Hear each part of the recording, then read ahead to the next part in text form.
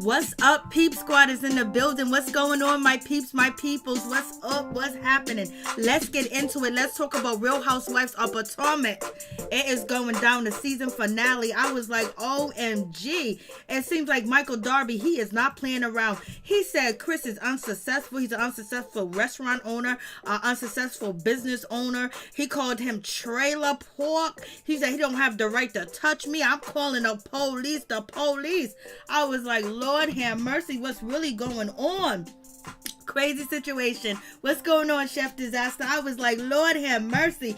And then we have Michael Darby also saying that Juan is attractive, and you know, he's the good looking man on the show. And the next good looking man is Eddie. He's the second good looking man. I was like, Lord. And then, you know, Michael goes to say that I'm not gay. Michael be doing the most. And then Michael trying to have an incident, trying to have an altercation with Chris, which is Candace's husband. And he was like, hit me. I'm calling my lawyer. He want to get the police. Now he said trailer park. I'm telling you, Father, he said trailer park, baby. I was like, what's going on, April? What's going on, Father? What's going on, Chef Disaster? I was like, Lord have mercy. The shit is just wild.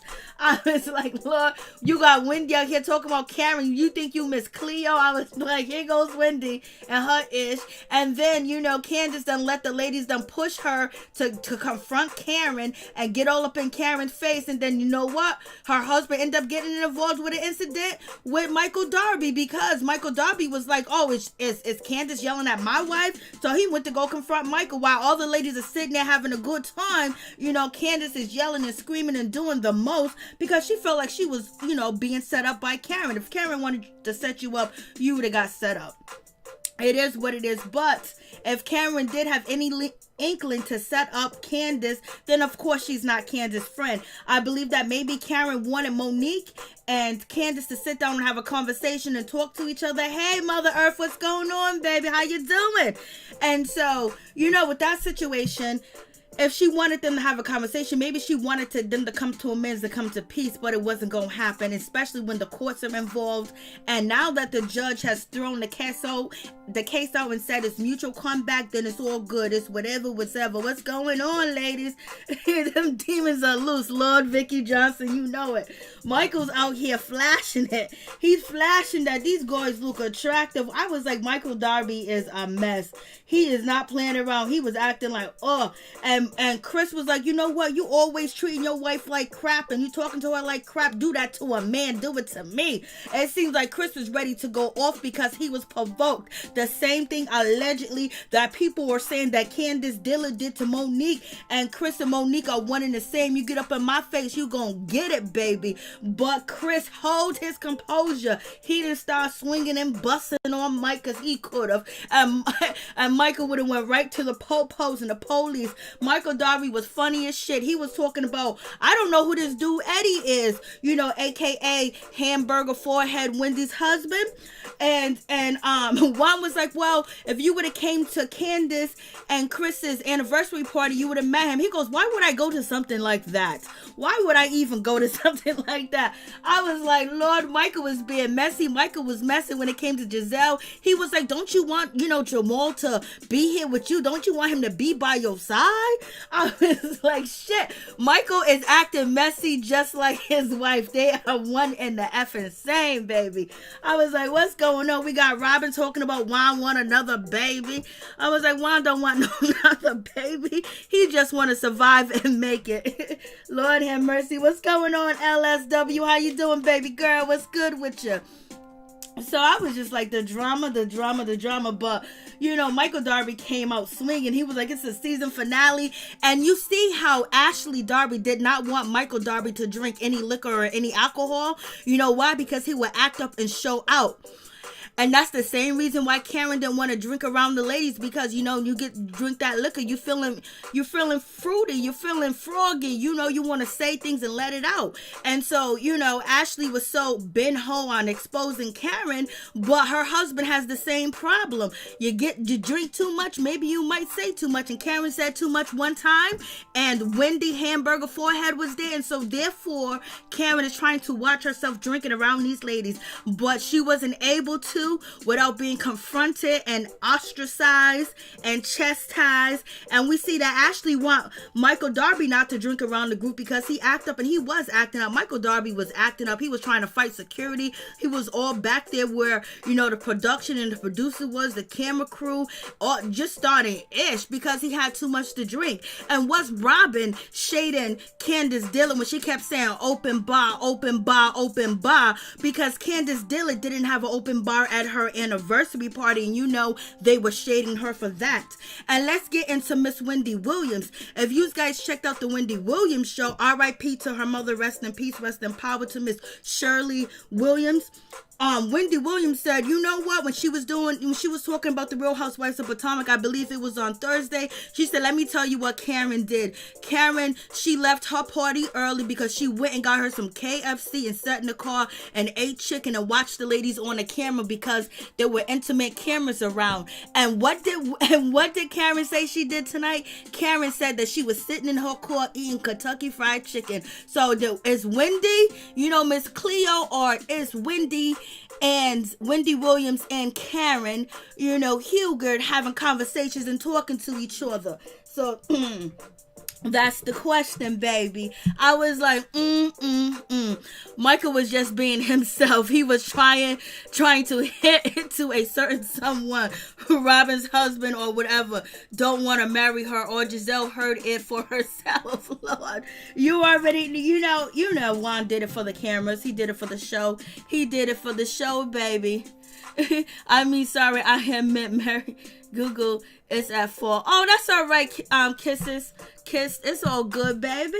It's all popping. It's all good. So yeah, so that was the situation. I was like, damn. Yeah, Michael Darby was being himself. He came out with his true colors, and he had that liquor to help him. Hey, Linnell, how you doing, baby girl? Good to see you. What's going on, Felicia Butler? So I don't know. It's Wendy Williams and Karen, having conversations, because Wendy Williams was like, yo, I bet you Karen sat in the car and watched these ladies act up, and she was eating chicken, and Wendy Williams said she was eating KFC, and Karen said tonight that she was sitting in the car and she was eating KFC, the thigh chicken. I was like, okay.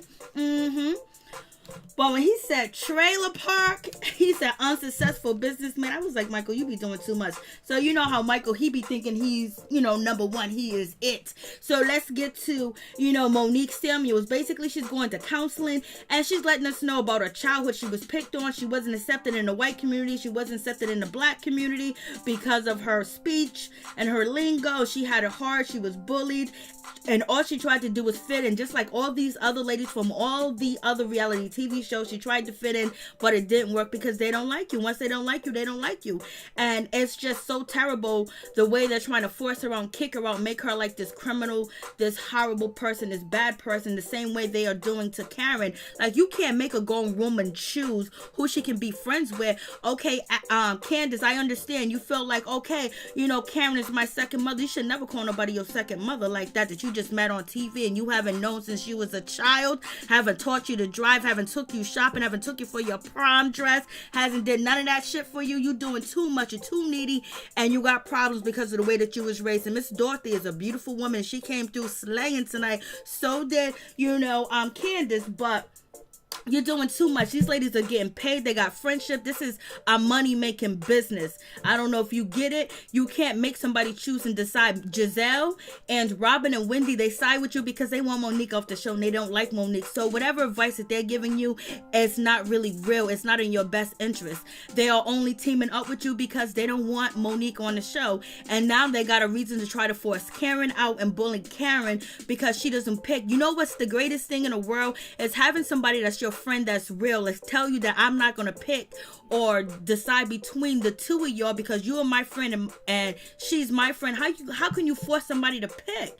Like, that's crazy. Like, how you can tell somebody what to do, how to do it, when to do it, just because you feel like you was victimized and you're a victim doesn't mean that they have to cut off ties to someone that they are connected to. You just asking them to just break up everything. Giselle could do it because she don't like Monique.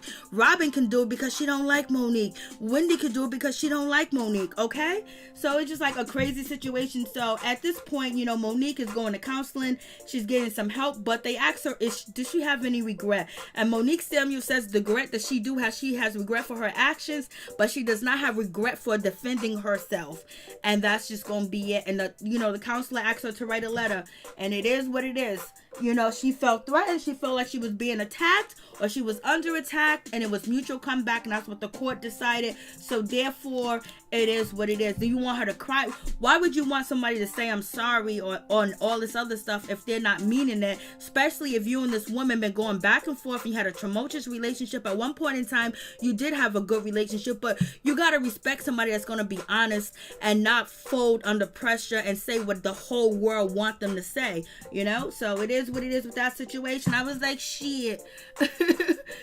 Somebody is going to get hurt. Vicky, what's going on, Ralph? How you doing? According to Andy, none of them is in fire. Yeah, none of them are fired.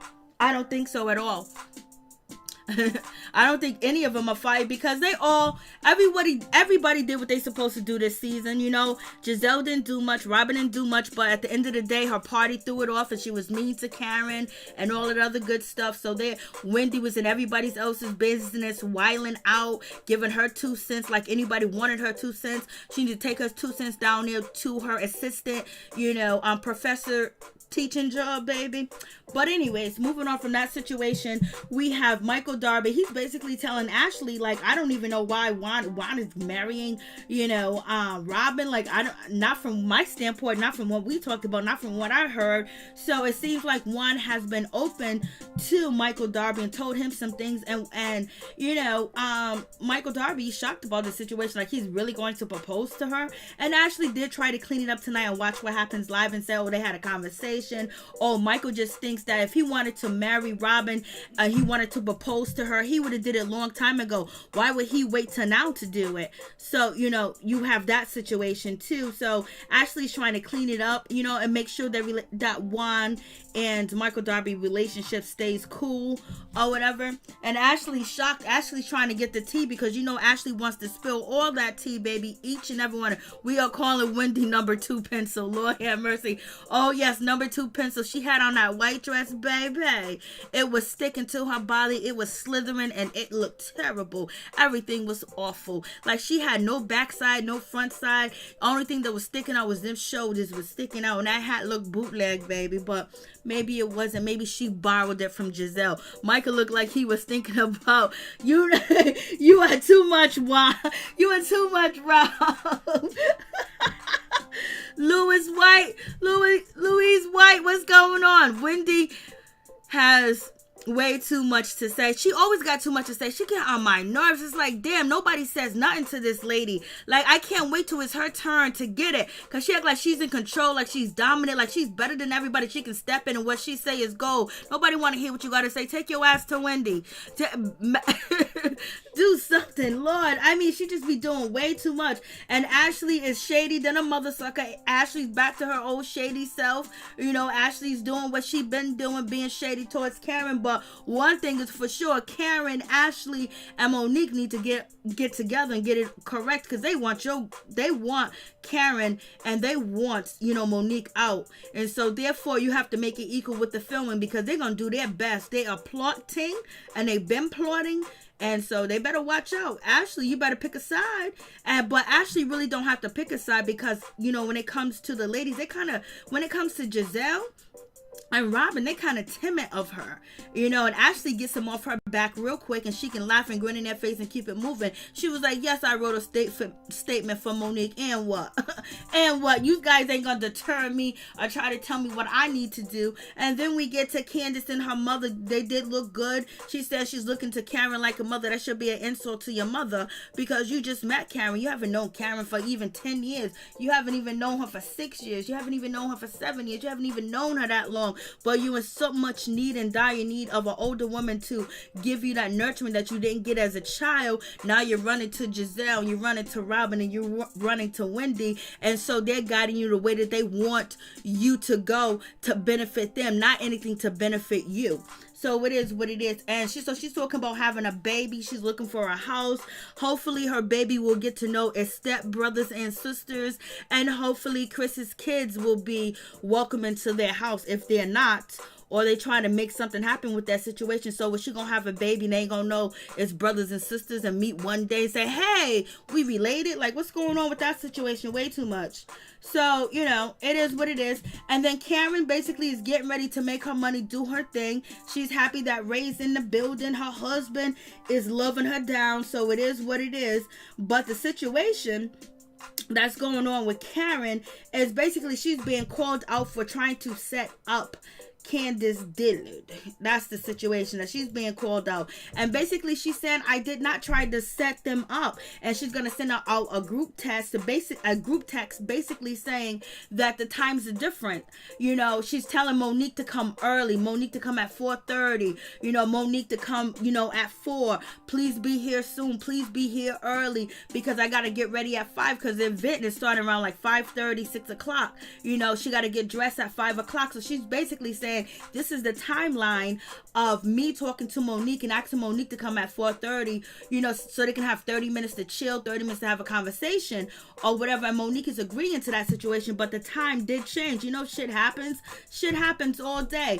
And so then here goes, Karen basically said, I hope you come at 4, basically trying to get Monique at the event. She wanted Monique to actually have camera time.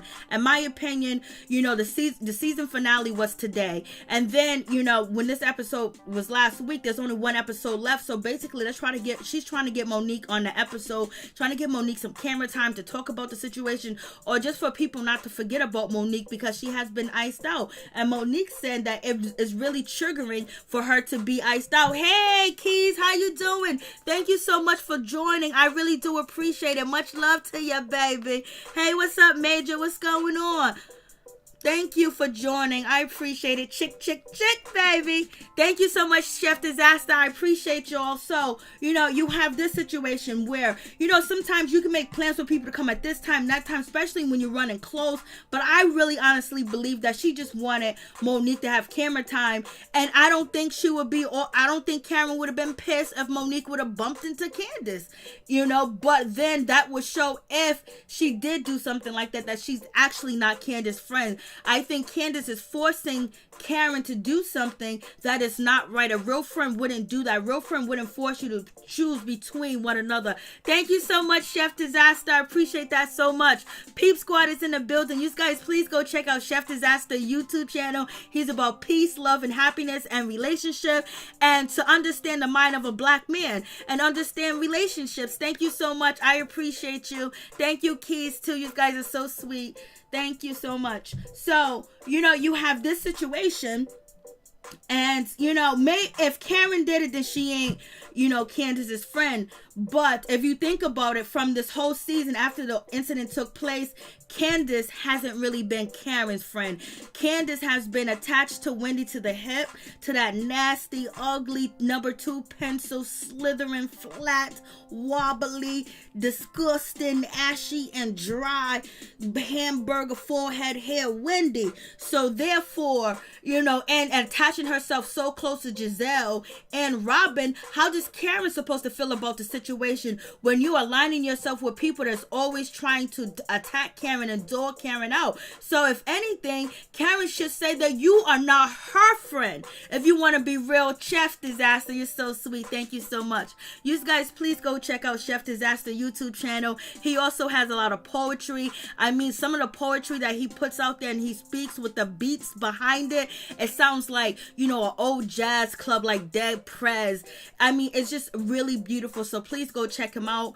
I've been knowing Chef Disasters for years now. He's a good dude. Check him out. He got a lot of knowledge. And on top of that, he can cook. He is a chef. That's why his name is Chef Disaster. He can make some food, baby. Thank you so much. And now we get to the text messages with Candace, and basically she's telling Candace to come at 6:30, and Blase the third, can you come by 6:30, please, Blase, this and that. And so tell me what time you want me to come again. And Karen said 6:30. So she's clearly trying to avoid anything that happens. But if Monique is running late or running early, if Candace is running late or running early, they might run into each other. But I don't know if it was intentionally, if it was on purpose. The week before last, Monique, Samuels was on Watch What Happens Live, and she said that the production, the producers, and everybody knew that she was coming to check out Karen, and they was going to make sure there was no interaction between, Candace Dillard or Monique. So it is what it is. And then we got Karen. She's doing her thing, baby. She's taking care of business. She's out here selling something Giselle can't do.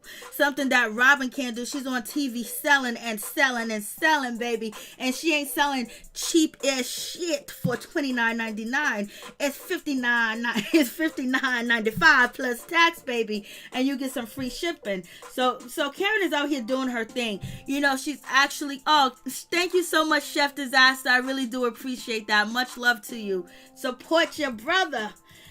And now we get to the situation when it comes to, Robin and Juan. Chef Disaster, I really do appreciate you. Much love to your brother. Thank you. You guys really go check him out. He's a good dude. He got good content, good information for us people to learn from relationships, from broken heart, and just like a lot of different things that sometimes people don't express. And when you have someone that's opening up and someone that's being real with you, you gotta hold on to that. You know what I mean? Because a lot of people is fake out here in these streets, man. You couldn't get their opinion if you paid them.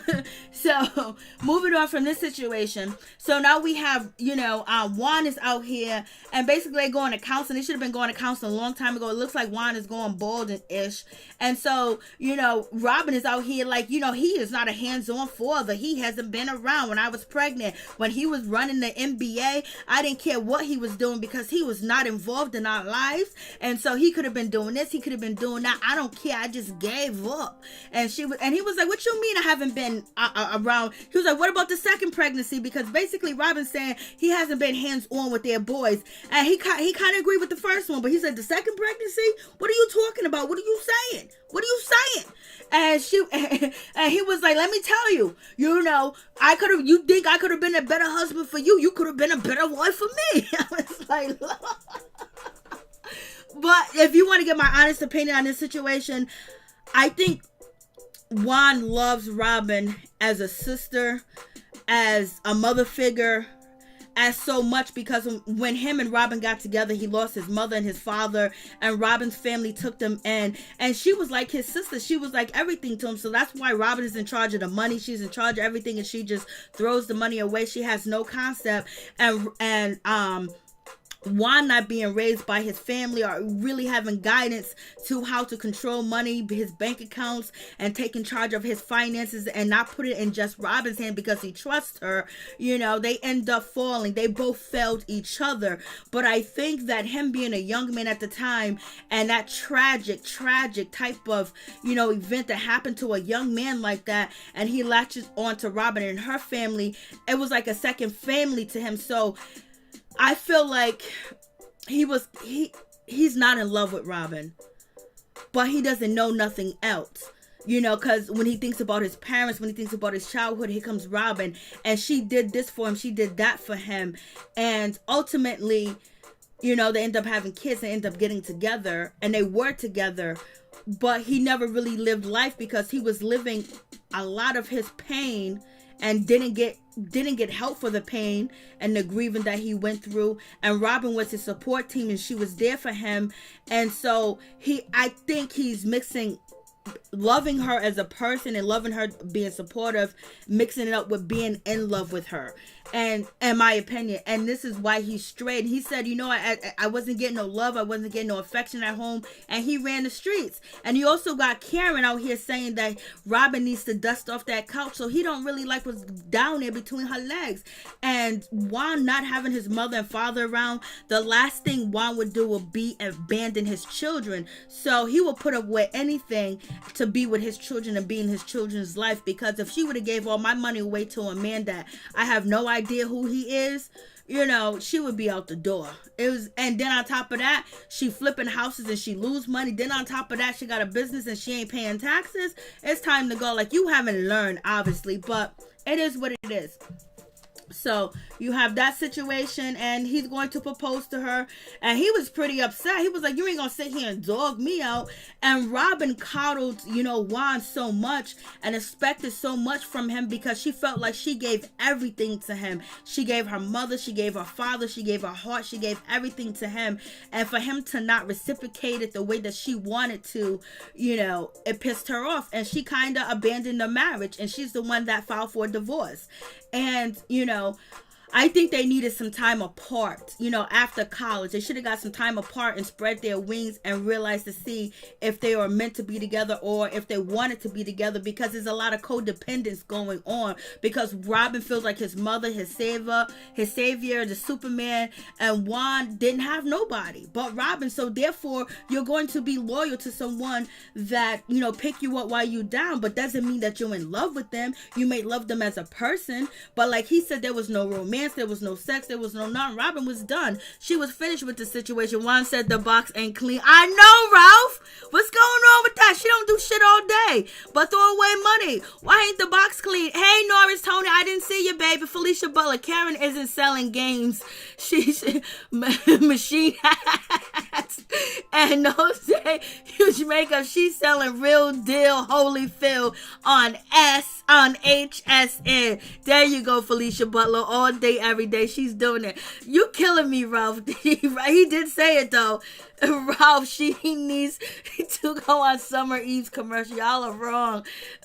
What's up, Rashida Libra? What's going on? How you doing? Felicia Butler, you went there. She did. She came back and came around and sat there. Summer's Eve, Lord. Y'all are killing me. And so we get to the situation where, we get to Giselle. Giselle, basically, she has a date. But the date ain't her husband. The date ain't her boyfriend. The date ain't Jamal. Jamal ain't been seen. Jamal ain't around. Jamal ain't with the kids. Jamal ain't with her. Jamal's MIA. He's with his whole other family. He is doing what the hell he wants to do. And Giselle's just using his name for camera time. And yes, that is her man in the phone. That is it. They don't got no type of relationship whatsoever. And it's so sad that she's forcing her kids to play this game or whatever. But what, they getting paid, they getting money. It is what it is. But when them daughters get older, the shit's gonna backfire on her, and they gonna throw it all up in her face. Hey, Hickerson, how you doing? What's going on with you? What's going on with you? So we got Robin getting ready for her event. Tell me how terrible this lady look. Like, what did she have? Where did she get this from? Where did she buy this dress, y'all? Where did she get this dress from? It don't even fit that she's closing it up. Like, why would she wear some shit like this? Why would she even put this is not Christmas. This is like, you know what? I'm almost about to hit the grave and I ain't got shit to wear. I ain't got no clothes. I ain't got no money. I ain't got nothing. I'm just gonna throw on some ill shit. I ain't gonna even really do my hair. I ain't gonna even put on pretty earrings. I'm just gonna throw on some ill shit and just call it a day. Like, where'd she get this outfit from? Yeah, her mammy made it. I'm telling you, Rashida Libra. What the? Yo, come on. Look at the shoulders. Look at this. When was this dress made? In 1940? We'll say 1970s. Maybe this is a 70s dress. Maybe she's going to the disco. But this is horrible. Like, why would you? And then you got on dark makeup with a dark dress, and you got pale skin. Don't look right. Like, what's going on? Like, this is horrendous. this. There's two of us who are on Hollywood Boulevard when she was walking the street, Lord. Yeah, back in the day, because, Lord, what did she got on? It looks like pajamas. Thank you, Chef. A. Baker. It reminds me of metallic Christmas wrapping paper. Perfect. That's what I was thinking. I was thinking Christmas. Yes. The pretty Christmas paper wrap. Yes. Perfect, A. Baker. Perfect. Like, what the hell is this shit? Like, come on. Like, they can't do this to us. You cannot talk all this shit and be up in people's face and calling people out when you put some shit like this on national TV. Come on. Come on, kisses. She got it from Ross. Robin went back on the color purple Broadway to find the dress. Y'all ain't right. Y'all are killing me. Like, what's y'all? I had to make sure I do 2 cutouts so you guys can see what the hell is this shit. Come on. And then she don't even have a strapless bra on. That's number one. She don't even got a strapless bra on. She don't even got a bra that matches the dress. But she do got tights. She got tights under the dress. I don't know, y'all. Candace looked good in her dress and her outfit. Her husband looks nice. I don't know what he was trying to go for. If he was trying to go for, the guy that just passed away. The one that, the Playboy bunny guy. Hugh Hefner. I don't know if he was going for that look or what he was going for, but yep. He got on this situation. Well, his situation looks nice, and Candace dress looks nice. It was plain. It was more plain than what Candace usually wears. So I guess she was like, you know what? I don't want to outdo the ladies tonight. I don't want to outdo the ladies tonight. I don't want to do that situation. So I was just like, And so while she's in the car, she is talking to her husband. She's saying to him, let me tell you something. And she said, what Karen was doing, or whatever the case was she was doing. And she sent these text messages. But let me tell you, that was not the original time she told me to come. The day before that, she told me to come at 5:15 to 5:30. So I guess maybe the time changed with Monique or whatever the case. But Candace basically said whatever text messages, the group text that Karen sent is not actually factual, because then she called me and told me to come at 5:15 to 5:30. If she did that, maybe something happened with the time, or maybe she was trying to have you guys meet up, but I don't believe that's the case. I don't think Monique would jeopardize her case, because the first thing Candace could say is she's being harassed if she would have bumped into Monique, because I guarantee you Candace done told the staff, she done told everybody that I don't want to see Monique, I don't want to be around Monique. So taking that chance of Monique meeting up with Candace is a bad situation. It could have been ultimately a plot or whatever, but like I said, if you want to be real 100 with it, I don't think Candace has been Karen's friend at all. The way she teams up and teams up with everybody else and come at Karen, and if Karen's her friend, why is she letting her being dogged out? And she is in bed with her enemy. So it is what it is. So, but they didn't meet up. It's what if this, what if that, what if I was the millionaire, what if I would have won the freaking lottery, what if my lottery ticket would have said you win, baby, what if there was 1 million people in the chat, what if the shit didn't happen? So shut the hell up and move on. Anyways, let me keep it moving. But she absolutely looks fabulous. Candace always looks good. Her hair's always to die for when she's not showing her bald spot in the front or the patches. Her eyeshadow, her eyelashes, her dress, her fur, her husband look good. She came there looking good as usual. Pretty earrings to go with the dress, the cream, the white, the fur. It looks good. But it looks good. And let's talk about Giselle. Did Giselle look kind of good tonight? I think Ashley hair and the ponytail and the bun and her makeup, the darkness, but she had on a light colored dress, so it looked good. I didn't like Ashley's dress. It looks like a vagina to me, her dress, but I think she looked good. I think this is the best I've ever seen Ashley Darby in my life. She looks good. The dark hair looks good on her. The long hair looks good on her. The dark eyeshadow, mascara, and then the dark reddish lipstick look good. I actually think this is the best Giselle has dressed this season, in my opinion. It ain't up there like, but it looks good. And Ashley got to be her messy self. Where's Jamal? I thought we were going to see Jamal. I thought Jamal was going to be here. I thought Jamal was going to be, damn well Jamal wasn't going to be here, but at least she got called out for it. And nobody else called out Giselle. It's like Giselle is calling out Karen. She's calling out Monique. She's calling out everybody. But yet she gets to sit and judge when you're over here with this fake relationship and no one's saying anything about it. And he's not here at this event. Robin is your girlfriend. Robin is your homegirl. She could have planned that event on a day that Jamal didn't have to go to church the next day. And I guarantee you, Jamal don't be in the church every Sunday preaching at all. Like, miss me with all that situation. So basically, she was like, well, he got things to do. He's busy. Yeah, he's too busy for you. He got things to do. Is he even a father to your daughters? Why you trying to say that I want to be back in a relationship? Has he even been a father to your kids? Has he been teaching them? Has he been training them? Has he been telling them not to end up with a man like their mother did? Like, has he been talking to him? Do we conversate? Do we take him out? Do we take him for walks in the park? Do he FaceTime them? Do he go bike riding with them? What did he do? Nothing. And basically, you want to force this man on your kids. Okay, this is why your daughters don't want to be around him. But like I said, this is the best time I seen, her dress. Right? Shouts out to Dallas. What's up? Ashley throwing that shade at Giselle. You know it. McLean, Giselle should not add that hairband with that outfit with no dancing hat. Oh, I didn't even see the hairband. I didn't see it. She got it again. Cheap ass way to do your hair. Cheap ass way to style it. Lord have mercy. I did not see the hairband in the back. I did not see it, Lord.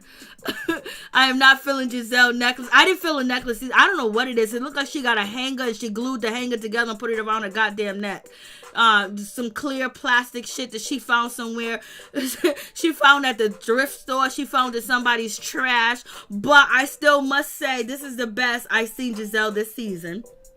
In my opinion, this is the best. I didn't see the headband. You got me, Louise White. I would not tell Ashley nothing. Giselle messed it up with the headband and the big hair. Her hair ain't never done. Louise White. I was just like, I thought this is the best that we gonna ever get, and Giselle feeds off other people's business. She looks a mess. Bug spray. I thought she was the best. That hairband and that necklace clashing major. I tried to give her a compliment. Y'all went in. I agree with y'all all day. I didn't see the headband, and I tried to ignore the necklace, and it's the same hairstyle she's been wearing for the last years on TV. Giselle either looks a hot mess or looks really good on point for real. Either look the baddie or her mother was mad at her day. I don't know. Phil. Jamal live to the phone. Giselle wedding day. Wedding day ready. Wasn't her wig, man, her date? Yes. She couldn't even get nobody that would be interested in her. She looks like you're ready to get warped. It looks like you got a choke chain on, Lord. Get warped. Was she Star Trek right here? She's Hickerson Star Trek bug spray. They need somebody to go against Giselle, yeah. And Ashley does a little bit here and a little bit there. And so Ashley, Ashley's talking about, so she asks Ashley, so she starts to talk to Michael. Oh, Michael, how you doing? Oh, Michael, so I heard you taking care of the baby, whatever. Just basically throwing shots at Michael, talking, in my opinion, because everything that comes from Giselle is coming from a shady place most of the time. And he was like, well, yeah, I want to do it right the second time, blase in the third. I had kids before, but now I really want to enjoy it, this and that. And, and so then Robin jumps in, and Robin is like, well, Juan wants me to have another baby. Juan ain't said that shit. So she said that. And so then Michael was like, where is Jamal? Don't you want him around? Don't you want him here near you? Don't you want him to move here? Because Giselle was like, Jamal wants me to move to Atlanta, but nah, I ain't, because he ain't never there. He ain't never in Atlanta. He ain't never in Maryland. He ain't never in Potomac. He ain't never near you. He ain't never with his daughters. He got other shit to do. He is letting you use his name. That's it. And so Michael was like, don't you want him here? She was like, no, he just moved to Atlanta. He's in charge of a big church. Michael's looking at her like, you crazy. Why your man ain't with you? There's a problem. There's no love when your man is not with you. When he leaves you and your daughters to be by themselves 24/7, 7 days a week, 365 days a year, there is a problem. Just like with Kenya Moore, there's a problem with Mark Daly. Like, men that love women, they don't leave them because anything can happen. They can be intruders. We have been hearing stories about celebrities' houses being broken. It's a pandemic. People are out here trying to eat off of other people's plate, and you leave your wife, you leave your kids by themselves in another state. Yes, they got security cameras, and maybe you got a 357 or whatever, but usually your man want to be with you. He wants to wake up next to you. He wants to hug you. He want to kiss you. He want to see you in the shower. It's like the way they're describing these men, he ain't nowhere around. He is MIA. So you can't fool nobody. And Robin, you ain't fooling nobody with that ish that you talking about. LeJuan wants to have a baby. Juan can barely stand your ass. So let's get it clear. And how's he gonna have a baby when you in that townhouse and you guys barely fit in, and you still need to pay back taxes and you're on a payment plan? Come on, Juan ain't trying to have another baby. He already know how difficult it is in these streets. But if it's for a TV check, he might be willing to go ahead. So it is what it is with that situation. I was like, look at Michael being shady. And then Giselle says, you know what? I'm not going to have you talk to Jamal. He ain't going to never see Jamal to talk to Jamal. So what are you talking about, Giselle? He ain't gonna never see Jamal because Jamal ain't gonna be on camera. Giselle's like, well, you ain't gonna see him. And Ashley does not want, her husband to drink no more. She said no drinking, no taking no shots, because she don't want him to be all tore up and spilling the business and acting a fool. See, I don't know what Ashley got on. What the hell does Ashley got on? Is this a Halloween costume? What's going on with this dress? Is she Superwoman? What is she? Like, was she a superhero? Like, what does Ashley have on? Like, who said? And then like I said, this is the best outfit I've seen Giselle. And Robin looks a total mess. She looks like she needs to go back to the farm. She needs to start picking some apples. I don't know what's going on, but they was just like, F it. One don't want another baby with Robin box like that. Lord, you are mad. Robin. Hey, what's up, Princess Brianna? How you doing, baby girl? The lies that Robin tell Felicia Butler, Lord have mercy. Kissed by... Hi, Princess. Okay. Rashida Libra. Ashley talks too much. Ashley. Ashley's a shady mother sucker. But she be getting them jabs in. Ashley is shaking a tail feather. With the kiddos. Shake a tail feather. I don't know what she got on. What did she got on, y'all? Like, who said that this is okay? He blew so much smoke. That's what kids say. Blew so much smoke. Yeah. He was like, where's your man at? Like, you can talk all this shit about everybody else, but where's your man at? He ain't standing next to you or nothing. He hasn't been on one episode. Well, he been on one episode on a boat. That was it. I guess only way Jamal was coming out unless he was in a yacht. You gotta spoil Jamal. So he was in a yacht, and then he got his daughters the restaurant. So he was on 2 episodes, which pissed off Giselle's father. Giselle's father said, I'm not playing this game with you or Jamal. He was trying to play the game and act like everything was all good. He got up and said, I ain't here for this shit. I don't like him. He got 7 baby mamas. He got kids all over the place. I don't know why she want to do this. The daughters have no other choice but forced to play this game with Giselle and Jamal. So it is what it is. So when they get grown and they act up, it's going to be your fault, Giselle. Straight up and down. And Robin, stop lying. I like Ashley's hair. Oh no, Ashley's hair is on point. Ashley's hair and makeup and them earrings. Ashley's face is fire. But I don't know what else is going on. I don't know. Don't ask me, y'all. I don't know what she did. Who's dressing these folks, chef? I don't know. I don't know who closet they raided, but they raided somebody's closet. And so here comes Candace. Candace looks nice, beautiful, perfect shape, perfect body, everything. Just a nasty attitude and don't know how to talk to people, and that's what get her in trouble. I guess she wants to show up for the cameras. It's not a good idea if you can't back it up. And so now they're talking about Karen. Oh, Karen ain't here. Karen's late. Karen said she had plane trouble. Y'all don't want her there, but they wanted her there so they can dog her out and double team Karen. Talk negative about Karen as usual. And they said, well, we're going to talk about these text messages. We're going to talk about Karen not being here. Karen is scared to come through. Karen is scared to show up. And all that other stuff. So we got that situation. There's just too much going on. And so, what's his name? Eddie looks good. Eddie is dressed to the T. Eddie looks good. And from the front, what's her name?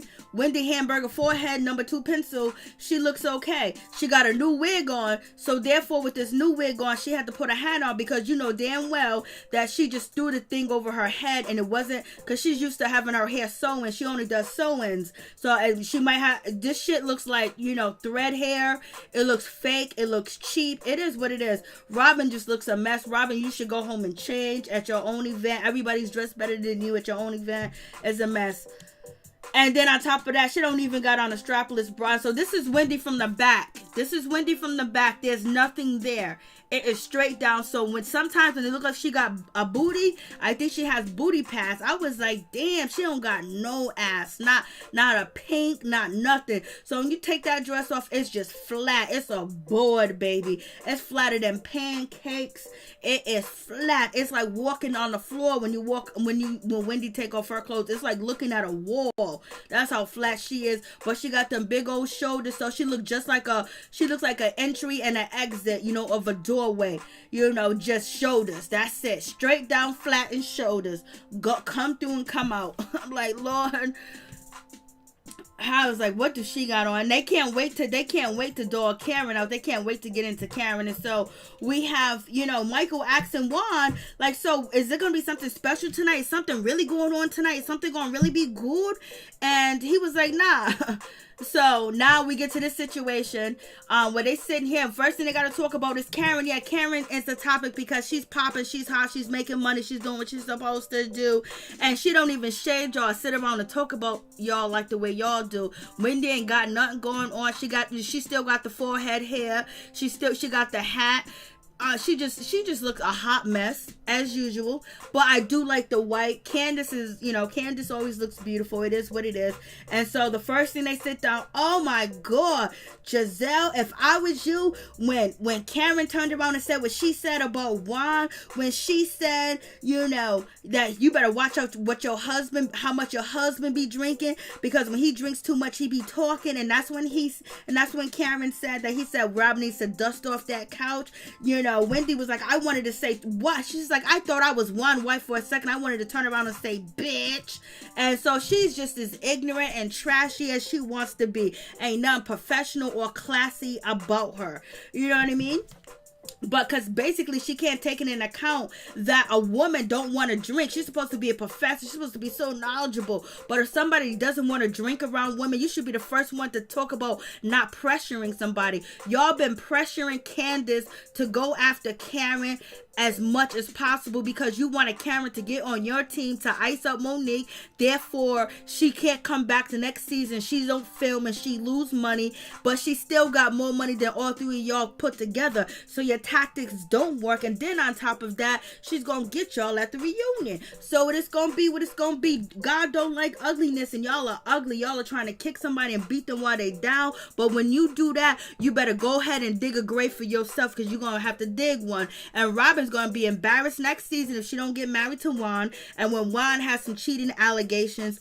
And when it comes to Wendy, once they get the tea on the show about how she really came up and where she really come from, if they ever do that. But I don't think they're gonna let that happen, because Wendy is their go-to goose. So she's supposed to represent. Wendy ain't representing shit over here, straight up. So anyways, So we got, Robin talking about a baby. We got that situation. We got Wendy basically saying, if I was you, I wanted to turn around and say, bitch. And then we got Wendy over here talking about Karen is a fake ass. Karen's fake this. Karen's is fake that, because she won't choose. Why are you making somebody choose? Wendy, you're not really Candace's friend. You don't know Candace, but she's someone that you attached to, that you got a friend on the show with, and that's it. You don't know, Monique at all, so it's easy for you to jump to a side and say this and say that. But what if Giselle got into an altercation, with Candace? Who would Robin be choosing? Robin would be in a tough spot, in a tough situation. You know what I mean? Robin would choose. You know what I mean? Or she would try to mediate. And what about you, Wendy? What if you get into an altercation with Robin or Giselle? Would you want them to pick a side and then ice you out? But these people act like this shit can't happen to them. The shit that they're doing on TV, they acting like their children can't get into altercation and people ice their children out. They act like none of that can happen to them. So they doing this shit to somebody, putting that karma out there to come back on them tenfolds. And that's what's gonna happen. It might hit them or it might hit their children. You know, if their children can get in an altercation with somebody being aggressive and they defend themselves and they get suspended and expelled, it goes on their record, and then they keep the money that you pay for them to go to private school, how would you feel? There's no sympathy, there's no compassion. It's like, let's dog out and tear up this black woman and get her fired. Let's make her look like this, let's make her look like that. But the shoes can also turn on you and your children. So be careful what you do, because sometimes the children pay for the sins of the mother and the father. And, you know, it is what it is. So, moving on from that situation, you got Wendy acting like I would have said, bitch. You just so ignorant, so just low down. Oh, I can't stand her. So anyways, she should have gave that hat to Candace. It would have looked better. So she's saying all this, and I'm just like, oh my God. And so, you know, they're going in on Wendy. They're going in on Karen as usual, because they ain't got nothing else to do. So it's just going to be what it's going to be. They got to talk about her because they ain't got nothing going on in their life. They don't have nothing in common with each other where they can have a conversation and talk about how happy they are, how the Christmas thing is, how I'm doing this and how I was doing that. Oh no, let me tell you this. And then on top of that, it was shady for you to bring up that comment anyway, Wendy, because you was throwing shade at Giselle. That's why you brought it up. Something to talk about, shade, so everybody can be upset if, you know, Karen comes through. And so Ashley's basically telling Giselle, well, listen, I heard from the grapevine through my husband that Juan might not be proposing to, you know, Robin. And so Giselle is running around, but he's going to propose. You know, Michael is doing this and that. He was like, I don't know. I don't think it's going to happen, because Michael heard something, he's seen something, he knows something, and he didn't think Juan was going to go through with the situation. So he you know, he's being messy just like Ashley. Two messy mother effers. That's it. And then we have, what's her name? Sharice. She done come through, which they want Sharice to be there, trying to get Sharice a sit at the table. Now Sharice can possibly take Monique's spot, but that's not going to happen because all of these are coming back. So it's going to be what it's going to be. Sharice is trying to get in there. If you check out Instagram, you check out any celebrities on Instagram, Sharice is under every freaking comment. Like, what do you do? So she's always under the Housewives comment. She wants to be a housewife so bad. So the plotting situation of her being involved is very real, because she wants to be back on the show. She got a date with her. I don't know if that's her man or not. I don't know if that's the fireman. I don't know. So now we get Candace. She getting ready to sing. The shit ain't working. Her friends are laughing at her. Giselle's laughing. Robin's laughing. Wendy's making faces. They're laughing at her singing a cappella. They laughing at you. I thought they was your friends. This is why she's getting played and being used, because of her childhood, because her mother didn't teach her the love and the nurture that she needed from her mother. So now she get around these elderly women, you know, Robin and Giselle and Wendy, and they totally change her mind and tell her what to do and how to do it. And then she latched on to Karen like Karen is her mother. So they sitting there laughing at her singing and everything else like that, which is disrespectful all day, every day. So it is what it is. And so the music finally goes on. Now they started saying yes, but they were shading her while she was singing. Them ain't your friends. And we get Juan. He proposed to Robin. She said yes. She said okay. And so they're going to do it all over again. That's her ring. Do you guys like the ring? The ring is pretty in my opinion. It's a beautiful cut. It's a beautiful cut. And then we have, you know, Giselle basically saying, oh, the reason why Michael is, you know, saying that Juan wasn't going to propose to Giselle is because he secretly wanted Juan. So what do you think about them teas? Do you think that's the case? Do you think Michael wanted Juan? A little bit of that was going on in my mind, but Juan could have said some things to Michael. So Giselle's basically saying, listen, Michael wanted Juan, Michael was making all this a big situation because he wanted Juan. I was like, Lord have mercy. What's going, Ashley? You got Giselle out here calling you out. I hope you've seen this before the reunion. She's saying that your husband wanted Juan and he was secretly jealous. He was secretly jealous. Michael wanted Juan. Ashley is meddling. Candace always been a puppet. Amen. And it's so sad because I like Candace, but Candace be doing too much. Candace always been a puppet. The proposal sounded unemotional. Just like he said they had an unemotional relationship, Major. Facts on that. I'm glad you saw that. Everyone's blaming Candace. Okay, here we go. They wanted Sharice back, but Ayana couldn't fix her life. So we have that situation. So then we get to the conversation where, Michael's basically saying we got to have a bachelor's party in Vegas. And the one said, what, just me and you, Michael? And then Juan said, just me and you, Michael? And then that's when, Michael said, yeah, no cameras. And you see Eddie looking like, what? Eddie looked like he want to join too. He want to be a part of the situation. I was like, what is going on? What is going on with this situation? Hey, Charles, what's going on? Wendy's over the top jumping while proposed. I know. I didn't even see that. I forgot to mention that, but you're right. When it's their second time, it's not like, this is the first time. This is our first proposal. They've been married. Pumpkins, they better act like a bunch of sorority sisters against Monique. They're mature women. Facts. Pumpkin 27. Facts. Thank you so much, Steph Disaster. I do appreciate everything. Thank you so much. Let me put this up there real quick. Okay, so where we at? All right, so we're at this part. So we have this situation, and so we got this situation where we have Michael basically talking about the bachelor party. They could actually be friends because, I don't know. You know what they say about Michael. But Michael is basically saying that, Juan is his friends. They're close. He's close with Juan. He's close with Chris. And he says Juan and Chris actually ask you about your family. They want to hang out and do things, unlike Chris.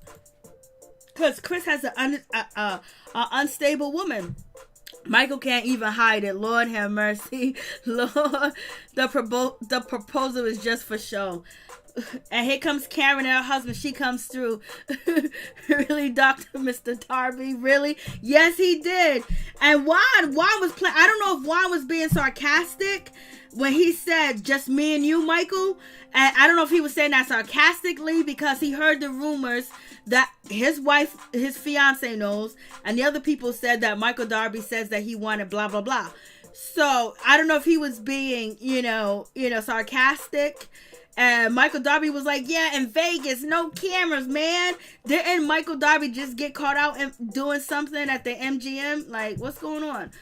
So we got Karen. She walks through. They thought that she wasn't coming, that she was scared. And in the meantime, in between time, we have the rest of the ladies, Sharice, Giselle, Robin, Candace, Wendy, sitting here, having a toast that Karen's not there and pour out liquor for Karen because she's not there. I mean, they're overly doing it. So they're pouring out liquor because Karen is not there. Robin says she doesn't really care if Karen is not there. Then why you guys are talking about her? Because she is the life of the party. She's the life to talk about. She's the person that you guys feel safe picking on because all you guys are in an alliance.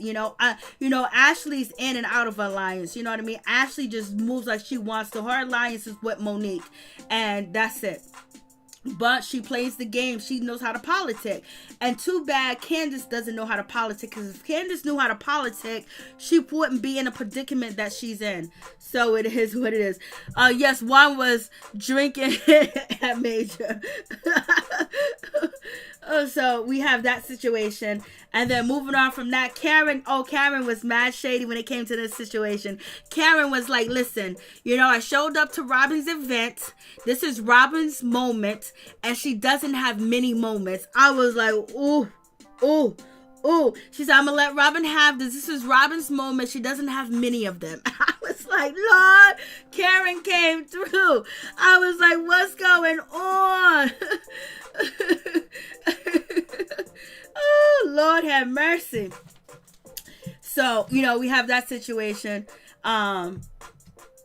And I was like, she said, this is Robin doesn't have many moments on this show. She doesn't really have moments at all. So this is her moment. I was like, go ahead, Karen. And then we have Wendy being shady as usual. She stays shady. She is shady. It is what it is. And so now it's the time for them to confront Karen. And we have Sharice. She's here. Sharice is hungry. She's ready to eat. She wants some chicken bones. She wants some neck bones. She wants some of the slaps. She wants to be back. I don't blame you, baby, because that's easy money. And Wendy knows it's easy money. Wendy comes in there and teams up with the two girls that everybody thinks is popular. And then, boom, she's used as a tool to go against, people that they don't like. And she follows their movement. Whatever they do, that's what she do. She doesn't have her own thought, just like she doesn't have her own single thought when it comes to her career, when it comes to her mother, when it comes to her family. Everything was laid out for her in plain sight, just made up for her. So there's nothing authentic, there's nothing emotional, there's nothing genuine about Wendy. She's like a robot that's just not a robot. Maybe her mother should cut on the switch and cut off the switch. That would be nice. Hey, what's going on, grown folks relationship? How you doing? If I missed some people, my bad. So now we get to situations. Karen's there. Karen came there. She looked good. Her necklace looked good. Her hair looked good. We don't got to talk about the same shit. She looks good, but I think the bottom of her outfit looked a little funny. And Giselle tried to poke fun at her outfit. Giselle, you can never laugh at anybody. You can't even laugh at people that only have two sets of outfits. You can't laugh at people that wear the same outfit day in and day out. You cannot laugh at anybody about fashion. Point blank, period. You or Robin. Robin got on somebody's dress. She looks like she should be in risky business. She looks like she's back in the 80s, like, miss me with all that shit. And then it don't look cute 80s and it don't look cute 70s. So, so now they want to confront Karen. So the first thing is, Karen was like, Karen started off because she knows that they're coming for her. So Karen starts it off like, I forgive you guys because you guys were acting up. Yeah, you guys were rude and disrespectful. Ashley came there with some Pepto-Bismol, basically saying that she's lying about her drinking. We got Robin jumping in. So would you afraid to drink around us because you're going to say something? Yeah, you guys know what went down. She said something in front of Wendy about her relationship with her husband when she was intoxicated. Wendy took that back to Giselle. Giselle and Robin got together and had to sit down with Karen because they have not shit going on, and they tried to call out Karen and her marriage when neither one of them are married and hasn't been in a long marriage at all. Like, they both are divorced women. Karen has been married, I believe, once, and she's married to the same person. So miss me with that. Y'all can say whatever y'all want to say about her marriage, but she ain't chasing down a man, and she ain't pretending like a man's in her phone, and she ain't pretending like, Juan wants to have a baby. Juan is there because of his boys, and that's a good reason. So anyways, Karen was like, you guys should apologize to me. You guys should have did this or whatever. Karen is being the grand dame because she know they're going to come at her. And this is when Karen says, well, I was sitting in my date night. And it was like, Wendy's like, how can you plan a date when you had an event? Basically, she's telling you, I left the event because I didn't want to be bothered with y'all. And I sat in the car and I ate KFC. And I was like, did Wendy Williams see this episode early? Or did they have a conversation? Because Wendy Williams said on her show on Thursday that I bet you Karen was sitting in that SUV watching these ladies talk their ish, eating KFC. And then you got Karen sitting here saying I was eating KFC. It was date night. Wendy was like, how you gonna have a date night when it's on the night of your event? How you gonna do that? And so she's jumping in and she's saying all the shit that she just gets on my nerves. So basically, Karen left because y'all was embarrassing. Y'all were loud, y'all was rude, and then she threw a big shot at Wendy. She threw a big shot at Robin, so she walked out the situation. And plus, they was going to misconstrue the situation and say that she tried to set up Candace. She knew that was going to happen. It could be a possibility, but the shit didn't happen. So therefore, she had all them gang up on her as usual. She got to fight him off with a broomstick all the time. And so, she left. She left with her husband. And she said the shit is already paid for, and she knows it's gonna get up. She knows it's gonna get off the chain, but she placed her product and it is what it is. And so now, they're called, Giselle was saying something, then you got Robin saying something, so now they're looking at Candace to step up and say something, and Ashley's watching Candace being used, and everybody knows she's being used except for Candace. So Candace, now she's getting rubbing tough. I thought you was my friend. Let's get into the situation. And so basically, here comes Candace. Candace was like, well, I want to talk about the text messages, the screenshots that you shared with me. You called me and told me, that you wanted to see me at 5:15 or 5:30. That's what you called. So the screenshots that you shared about 6 o'clock, 6:30, you changed that to 5:15 and 5:30. If I wasn't running late, I could have came. And she was like, no. Then Karen was like 6:30, 6:15. She said I would have made adjustments if he was like, you was gonna call me, to tell me if you was gonna come early, because Candace is like, what if I would have came early? What if I would have did this? What if I was a millionaire? What if I won the lottery?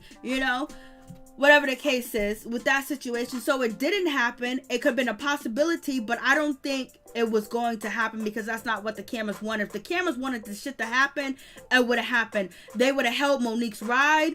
They would have waited if they wanted it to happen, but they had a court case pending, so it didn't go down. So basically, they're calling Karen out, saying that she's a liar, saying that she tried to set up Candace, and Candace has got her back team. She got her team right there. They're all looking at Karen and all shitting on Karen and want to come after Karen. It didn't happen. It was like, well, you said you wasn't going to invite her. She was like, I can invite anybody I want to my situation. What Karen said, I didn't want to tell you like that. So basically, Karen did not invite Monique to the actual event. She invited her to the pre-event, and she didn't want to tell him that she invited her to the pre-event, because if Karen invited Monique to the event, Monique would have been at the event. Monique was invited to the pre-event at the same building, and she wanted Monique to get camera time because she's been iced out, and she didn't think it was fair, right? So if she's really Monique's friend, she's going to try to do something to get her on camera, not meaning that she wants to set up Candace. And why do Karen have to choose? They only want her to choose so nobody will film with Monique. That's it. And then therefore Monique is kicked off the show. And Karen don't want to play that dirty game. And then Wendy's playing that dirty game, and this is her first season. I can't wait till the fire hits her freaking feet. I can't wait till her situation is brought on the show. Can't wait till they turn on her, because you don't supposed to choose sides on your first season. You're supposed to be in between. You're supposed to be diplomatic. You got an education, you got 4 degrees, and you don't know how to be diplomatic. How you gonna be a politician? Because we know she wants to run to be a politic, but she ain't politicking right now. She's putting herself out there on a ledge, and the next season could change. And Giselle and Robin could get jealous or hatred towards you, because, you may be the fan favorite. People might like you, or you might outshine them, and then they come for you. What you gonna do, Wendy? You can't run back to Karen. You can't run to Monique. You can't run to Ashley. Ashley gonna let you run, but she gonna eat you up as you run to her. She gonna be playing Pac-Man with you, baby. So now they're calling, now Giselle and Robin are calling out Karen. It's like, oh, you left early because you got caught setting up Candace. Why does she need to set up Candace? She didn't want Candace and Monique to fight. If anything, she wanted them to have a conversation. But to me, I believe she just wanted Monique to at least be on one episode before the finale, because Monique was a little bit on the finale, but other than that, she hasn't been filming, period. And then that means Giselle and Robin is winning, and Karen don't want Giselle and Robin to win or for pushing somebody down into the ground. And then Candace act like Giselle and Robin was evil and dirty. Now that they're her best friends and she's following every move to make. She's not even making conscious decisions on her own. She's going by these ladies, and they're using her as a ping pong, because as soon as they can replace her with Charisse, it's going to be fast, quick, in a hurry. So now they're boosting up Candace because they're coming at Karen. So now it's her turn to come at Karen, and she comes at Karen. She's like, oh, you and Ashley are eating Monique's Kool-Aid. Karen was like, I just want Monique to tell her truth or say something, because she hasn't been filming. And so she's supposed to turn her back on Monique and just dog Monique out because you want her to. Who are you? So we got that situation. And so now they're coming after you. So now Candace is saying, you're drinking Monique's Kool-Aid. You was there, Karen. You seen what happened. We all seen what happened. If you didn't want no situation, you shouldn't have got up in that woman's face either. You shouldn't have threw that glass. You shouldn't have did what you did. You was at fault. You're not innocent. You are 30% at fault, and Monique is the rest at fault. But you are not an innocent victim. It's not like you was sitting down and you was reading the Bible and you was drinking tea and Monique came up and started mollywopping you. That didn't happen. You said, drag me, all up in her face, everything. Like, if you didn't want nothing to happen, now you yelling and you screaming at Karen and Ashley and telling them they drinking Monique's Kool-Aid because they don't pick your side. Nobody has to pick your side. Who are you? You have no authority to make somebody choose. Who are you? Like, miss me with that. You gonna tell a woman that's older than you, got kids around your age, that what she needs to do and how she needs to do it. You guys ain't best friend. Y'all didn't grow up together. Y'all didn't go into the trenches together for them to choose your side. Like, come on. Everybody get an ass whoop, and I got my ass whooped before. Get over it. Get over it.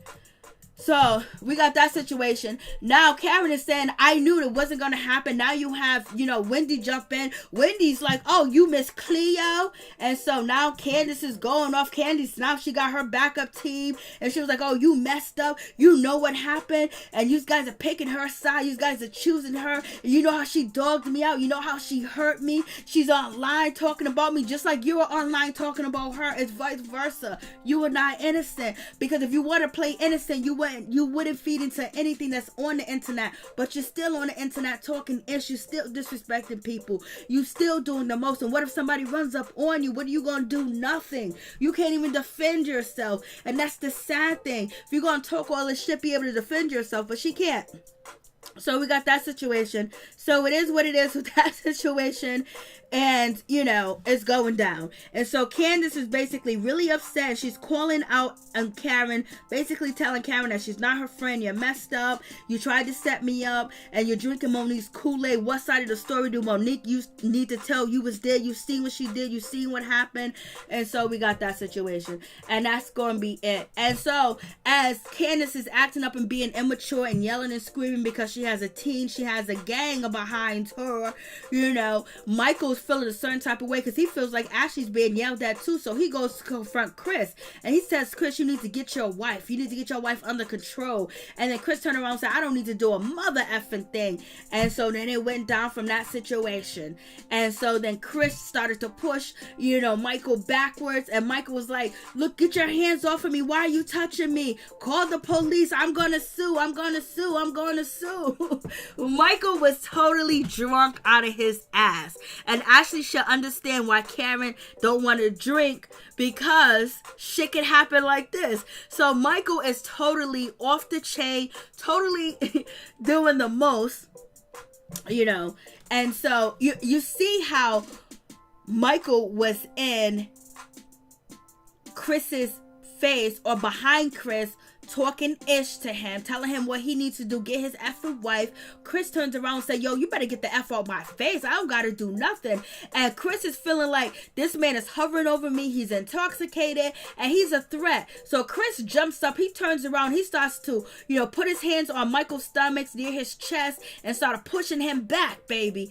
And so now you got this situation going on. And Michael's just screaming for dear life, help me, help me. They call the police. This poor man is touching me. I'm like, Lord, help me, Jesus. Excuse me. And this situation didn't have to go down if Candace didn't let the other women convince her to jump down Karen's throat. Bring Karen to the side and talk to Karen. They use you as a ruse. They used you to kick off the season finale, to kick off Robin's party, so Robin can say, this is what I did this season, so I can come back next season. And then Robin and Giselle, what did they do after they partied and they danced while you were outside in the hallway? They didn't even go check on you. Giselle and Robin didn't even go check on you. You and Michael got kicked out the party. They didn't even kick out Darby. They didn't kick out Michael Darby. And he's the one that started the shit. They didn't kick him out. They kicked your husband out, and they had you guys outside in the hallway. Security escorted Chris out, And the only person that came out there and hugged you was Karen. Doesn't that shit hurt? And you still can't see. Robin and Giselle and Juan, they were partying their ass off. Robin was dancing like she can't dance. Giselle was dancing like she can't dance. And they wasn't even worried about Candace and her situation because they had already used her for what they needed to use her for. So it is what it is. But they ain't gonna see it. She ain't gonna see it, baby. And so Michael is yelling at Ashley. Ashley, that man hit me. He hit me. That man, that unsuccessful businessman, that unsuccessful restaurant, that trailer park dude, that trailer park trash. He put his hands on me. And Ashley's like, what? Who put their hands on you? Now Ashley's ready to go to bat. You got Eddie sitting there laughing and smiling. Michael was sitting there being so dramatic. Like, he hit me. He didn't hit you like that. He just put his hands on you and pushed you back. And then now Ashley's going up saying, look at your husband. Look at your husband. You want to cry? You want to cry that somebody put their hands on your wife? And look at you. You put your hands on my husband, Chris. And then Candace jumps in and Candace was like, you want to fight me, Michael? You can fight me. Put your hands on me. So, like, it's going in. Where's Giselle and Robin having a ball laughing at your ass, Candace? And they laughing at Ashley too. But Ashley's husband didn't get kicked out. Ashley didn't get kicked out. Or maybe Candace didn't get kicked out, but the security escorted, Chris out the situation. So they yelling, going back and forth at each other, which is a ghetto mess. I was like, Candace, you call Monique ghetto, you call her ratchet, you said all this other stuff. But look how you and your husband behaving. No class, no dignity. Because Chris could have got up and said, excuse me, sir. You need to back up. What is the issue? Let's have a conversation. And then when you found out your husband was in an altercation with Michael, you started yelling and screaming and asking for Michael Darby to get a head up with you. And yelling at him and everything else like that. Ignorant. What is classy about you? What is classy about any of you? What is classy about Wendy? What is classy about Robin? What is classy about Giselle? What is classy about you, Candace? Like, come on. You calling people all types of names. Talk about, look at the way that they were raised. But you're raised like you came from the projects. And the way that you describe people, because there's people from the projects and from the hood and from the ghetto that do not even behave like you, that have manners, that have been taught better, that knows how not to be used by people, that know how to politic, to know how to control their temper, because sometimes when you lose your temper and you try to come at somebody, you end up getting your hand handed to you like you did. So they peep out the situation. They don't jump out for emotions because they know that somebody can possibly not be here tomorrow. So you are very devastating to yourself. And girl, you want to talk about having kids, you need to back, baby. Candace's low class, pure low class girl folks people. Just crystal right. They tried to get Michael out, but he used that white privilege. Yes, he did. He was like, I'm a businessman. I'm calling my attorney. I'm calling my lawyer. Juan had to throw Michael, push Michael, push him around. I guess Michael didn't like Chris. He don't like Chris. He don't like Chris at all. Candace needs to peep game. She don't peep nothing. She's just, she's a loser. It is what it is. Her mom and her father didn't raise her with no common sense. And that's what Karen said. Y'all ain't got no common sense. And so Juan is sitting over here holding Michael back, flipping Michael. Michael's getting away. Michael looked like he liked it, that tussle with Juan. Let me tell you that situation. So it is what it is. And Ashley's trying to calm down, her husband. He won't calm down. He's still doing the most, and he's acting up. And then Wendy's yelling, come on. She's clapping her hands and yelling like, come on, what are you doing? You're adding more chaos to the situation. Security got it. We don't need you yelling and screaming and clapping your hand. Come on, guys, shut up. Damn. But at least she didn't say she had degrees. So Candace is outside with Chris. Chris is like, Michael's not going to do this to me. He might disrespect his wife.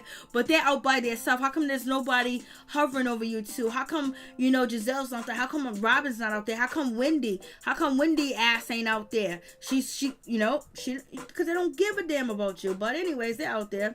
But it could be editing. Maybe they came to check on her. But guess who hugged her? Guess who came out there? Karen did. And she appreciated Karen.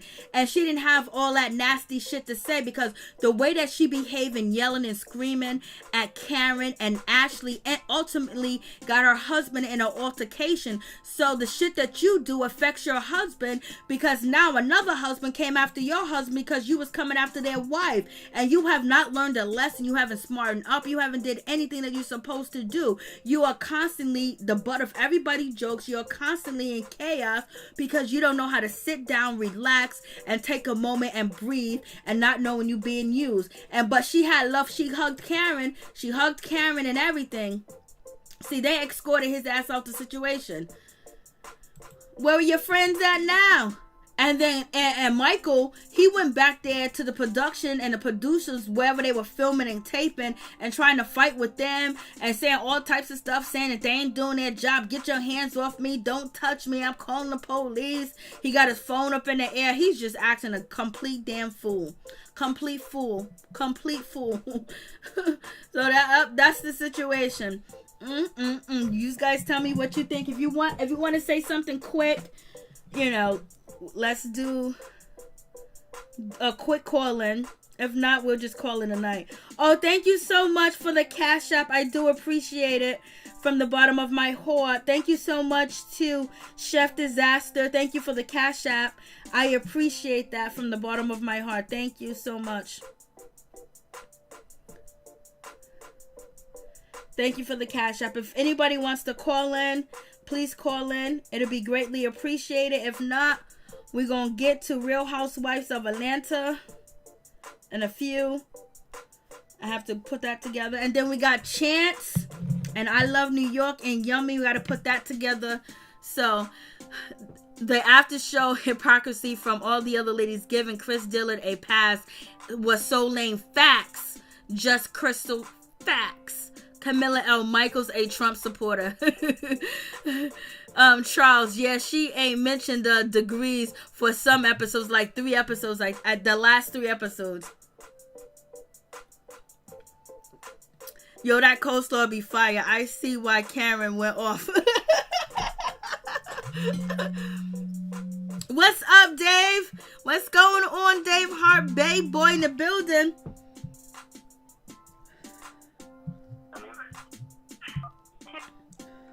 Hey, what's up? What's going on? I need you to keep it quick for me. Please tell me your name and where you calling from. Norris Tony from Flint. Hey, what's up, Norris Tony? What's going on? Give me a quick synopsis. I'm gonna try, okay, fast as I can. Okay, like I said, Candace acted a fool. She allowed herself to get used and taken advantage of. And, like you said, none of them came and checked on her because they really don't care about her like that. So, so like I said, I was right about her when I made that prediction. Wendy, like I said, she was going to put her 2 cents in everything. And, of course, that's what she's been doing all season, running her mouth. And ain't brought no substance or nothing to the table. She ain't helping them women. She just a puppet who's, defending Candace, of course. But like I said, I was right about her and Candace. Karen, I don't blame Karen for coming late as she did. I wish she could have, seen the proposal. But other than that, Karen, like I said, showed, Candace that she cared about her by coming out there supporting her and hugging her, while all the rest of them just went back to partying. So Karen, I commend Karen after the way she treated her, that she still was woman enough to go out there and comfort her and show her that she did care about her. And then, Monique, I'm happy that she was, that they showed her, talking to her therapist, and that she was going to her session. So I'm happy about that. I'm glad Monique wasn't at that party, but she didn't need to be involved with all that drama. It just seems like the drama is centered around her, and she's not even around. Facts. They obsessed with her. So it's like, if y'all don't like somebody, why y'all talking about her so much? Why do y'all care about her so much? That's why I feel like her and Karen are the queens of the season. They my MVPs.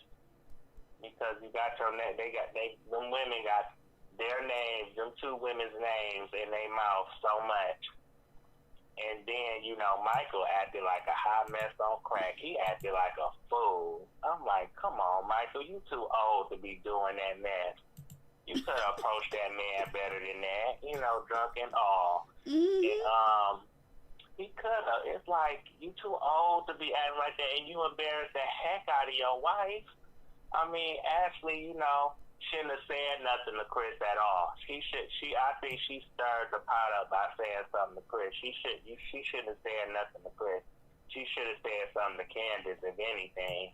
You know, got back at Candace. That's who she should have said that stuff to, Candace. I don't think it was her right to say nothing to Chris. You know, let Michael the one egged that man on. He the one got in that man's face. So it's like when that man reacted, you gonna sit up there and cry to your wife. No, your wife shouldn't fight your battles. You should. Be a man. You know, you could have approached him better than that. And then, you know, Robin, oh my goodness, that outfit she had on,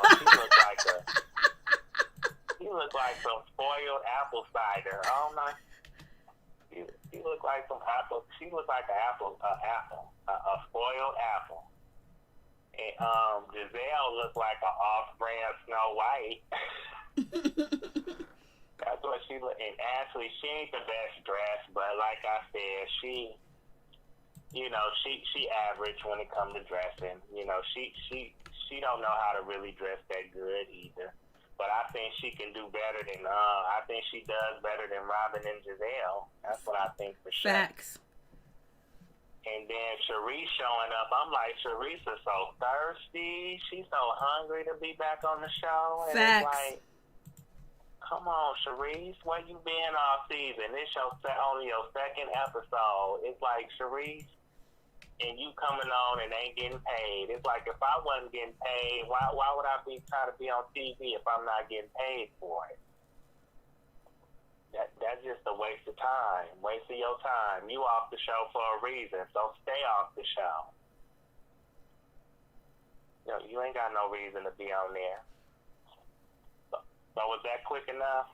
That was good. You go ahead. Go ahead with your bad self. You can keep going until somebody else calls in. Keep going until somebody else calls in, because we might not get another call. Atlanta was good tonight. I'm glad they showed Portia. Oh yeah, you ain't talked about her about that show yet. But, all right, we'll let you go. We'll let you go, Tony. Unless you want to stay on hold so you can have some final words. No, I'll let other people call in, because I know I was on a long time the other night.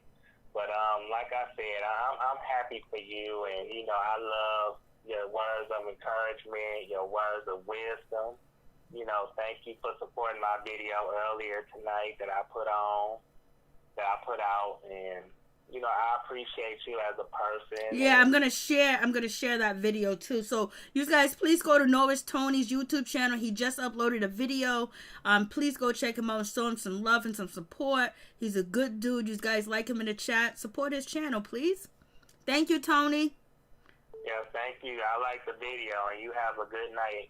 You Keep shining like the queen that you are. Thank you so much. You too. You shine like a king as you are. Thank you. Much love. Yeah, you too. Good night. Good night. Awesome. Kiss by hypergamy. To accept. Okay, please tell me your name and where you're calling from. Kiss by hypergamy from Nashville. Hey, how you doing? What's your thoughts? Hey, I just wanted to tell you that I'm a new subby, and I am so enjoying your channel. I just wanted to tell you that I really appreciate how you break everything down. Your breakdown on the shows, but your own take on them. And I just want to say that you have your head on really straight, because I'm such an empath. I always say I'm like the empath whisperer, you know, and I'm an empath to a fault. But I'm always in tune to how people think and how they, like I said, their take on certain situations. And so when I first tuned in on your show and how you were breaking everything down, I was thinking, how is she going to spin that, or what are her thoughts on this, or her take on that? And I just wanted to say, you sound really young. I love your accent, your dialect. I don't know where you're from, but I really like it. But at any rate, the way that you break it down, I was like, she really got her head on straight. And you seem to be a very loyal person. And like I said, I'm loyal to a fault, or to the wrong. I used to be loyal to the wrong people. And I look at how the ladies carry themselves on the show, and it breaks my heart. I hate the fact that they're black women. But Amen. regardless of what the race is, we shouldn't be that way. But I'm big on loyalty. And because of that, when you're a very loyal person, you have very few people in your life. And right now, I've had to pull myself away from everyone because I'm so loyal and because I'm an empath. I realize that I've had to basically pull myself away from pretty much everyone and just take all that energy and put it into myself and be loyal to me first. Amen. Yeah. And when I look at any of the shows, and I say in particularly, the black woman, it breaks my heart because I'm thinking, even if some people say, well, it's just small, or it's just a white lie. Lies don't have a color. Lies should always be pure. That's the color that they should be.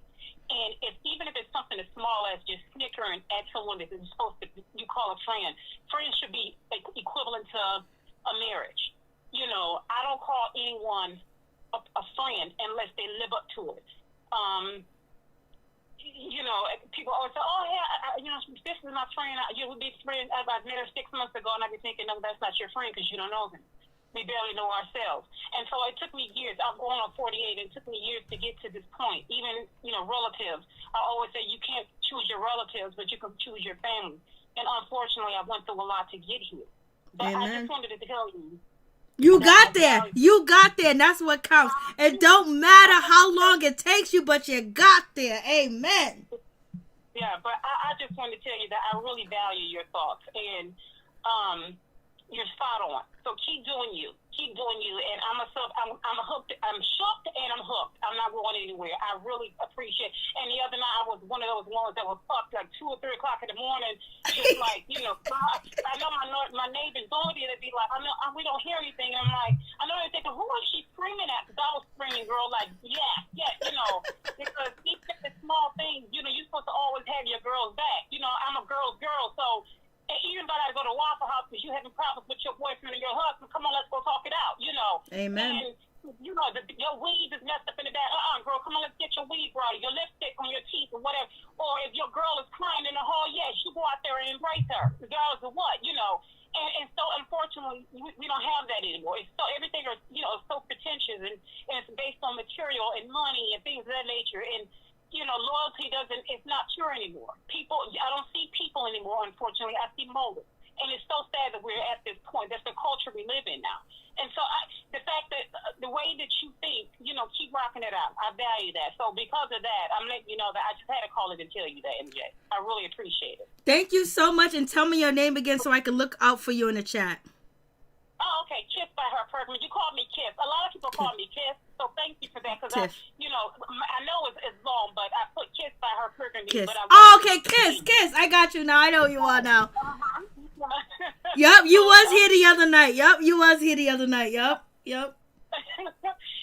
so you got your head on, so keep rocking it on. Keep the heart that you have, because there's not too many people walking around with that color heart that you have. So your heart is pure. So keep it up. Thank you so much, and bless you. Thank you. Same to you, sweetie. Okay, well I'll be getting back in the chat. So I want to let you know that I'm here, and I will be looking for you every time you go live. Okay. Okay. Thank you so much. I appreciate it. You're welcome. Okay. Bye bye. Thank you. It's good to hear Norris Tony Kiss too as well. It's good to hear good things, because let me tell you, you read my comments, Lord, them comments be eating me up. I be getting dragged. Y'all. I be getting dragged in the comments. Okay, I don't know what happened. Okay, please tell me. I don't know what just happened. Hello? Okay, hold on. I have to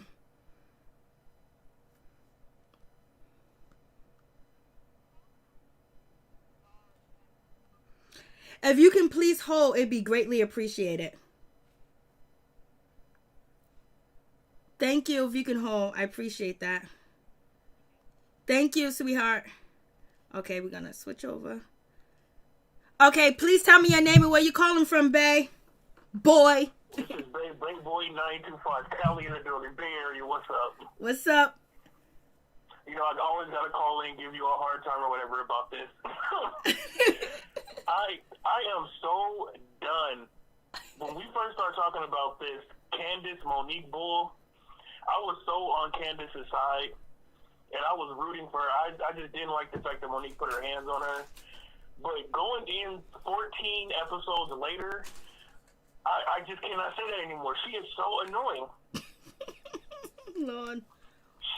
She is so annoying, man. And it's like, at the end of the day, I already told you this once. She pulled her wig and hit her on top of her head a couple of times.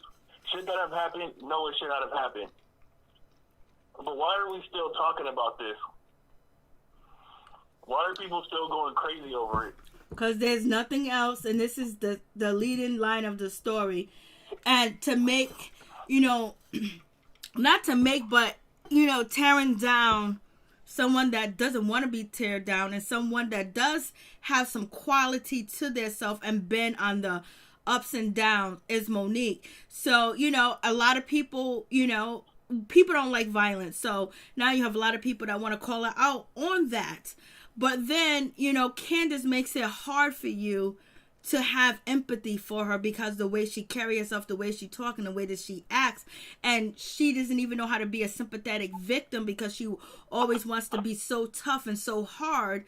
And so, now the tables turn because at first it was like Monique off with it, So it is what it is. Right. And you know what? And this kind of goes back to what we were talking about, the Megan Thee Stallion thing. You, as black people, we need to learn more how to be a credible victim. Like, there's a way, you can't be so hard and, so, driven to be a victim. And it's not making any sense. So, like, if you're a victim, you have to know how to play the victim card. I feel like her cussing people out and telling Ashley F you, those are not things a victim would do. If you're really so much as a victim, then you need to scale it back and be a little bit more demure. And I just don't think she has that about her at all. Nope. She wants to put on this image, which is hurting her. And that's one of the things that she's put on this image that is hurting her. And it's just so bad. And then just to see how she's been dogging people out. She says the most horrible things to people online that people are just like, you know what? Whatever with her. Yeah, she comes off as like daddy's little princess and like mommy's little trophy. And everybody else is so beneath her. And, we're people from the streets and she's on this pedestal and we should bow down to her. Exactly. Facts right there. She don't even have that much money for nobody to be bowing down to her. Like, I don't know who she thinks she is, but I feel like Michael, Ashley's husband, definitely sees Chris as a wigger. And I said that in the comment section, but I feel like being who Michael is and the way he sees Chris as almost like a white person trying to be black. And he also sees him as a poor white person. So that's why he called him trailer. That's why he said unsuccessful business, unsuccessful restaurant. He thinks he's a loser. He thinks he's living off of Candace. And basically when he said that, it sounds like, what is Chris doing? Is he living off of Candace? And then you got the mother-in-law. No. That was definitely a microaggression. He was calling him a wigger. It's like his sort of black and Michael's sort of black are two different. Like, you can tell Chris has actually spent time with black people and, is kind of about the culture a little bit. Michael is coming in as some successful, foreigner from Australia and he doesn't see black people in the same way Chris does. And so I think that's where he is coming from, but he can't say that on TV. So he'll say things like trash or like trailer trash instead of being able to call him like a white N-word. You know what I mean? Because that's what I feel really what you're saying. Say. I got you what you're saying. But Michael looks like Ashley family the same way, because he looks like them. Like, how dare you guys tell me I did something wrong? And then when Ashley tried to correct him, he looked at her like, how dare you? Because basically he feels like he's above all of them, and he got more money than them, and so they should bow down to him. That's how he feels. Yeah, just like how he felt that it was okay for him to go around and touch black men's butts. He would have never did that to a white man. Because he's not attracted to white men. I don't know if that's the case. He might not be attracted to white men, but I just think that that's just a place you don't go. You know, quote unquote, white people know about a lot about legal stuff and just stature and how he always brings up businesses. I think he sees black people and white people in a totally different light.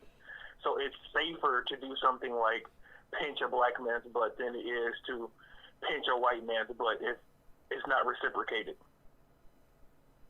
I see what you're saying, but Ashley said he does do that with his old friends from Australia. But I get exactly what you're saying, that he feels like the black men, they can't say nothing about it. They can't do nothing about it because they don't have attorneys. They don't have lawyers. You know, they're just going to take it on the chin. And he has a right to do it because who are they to say something to me? So I get what you're saying.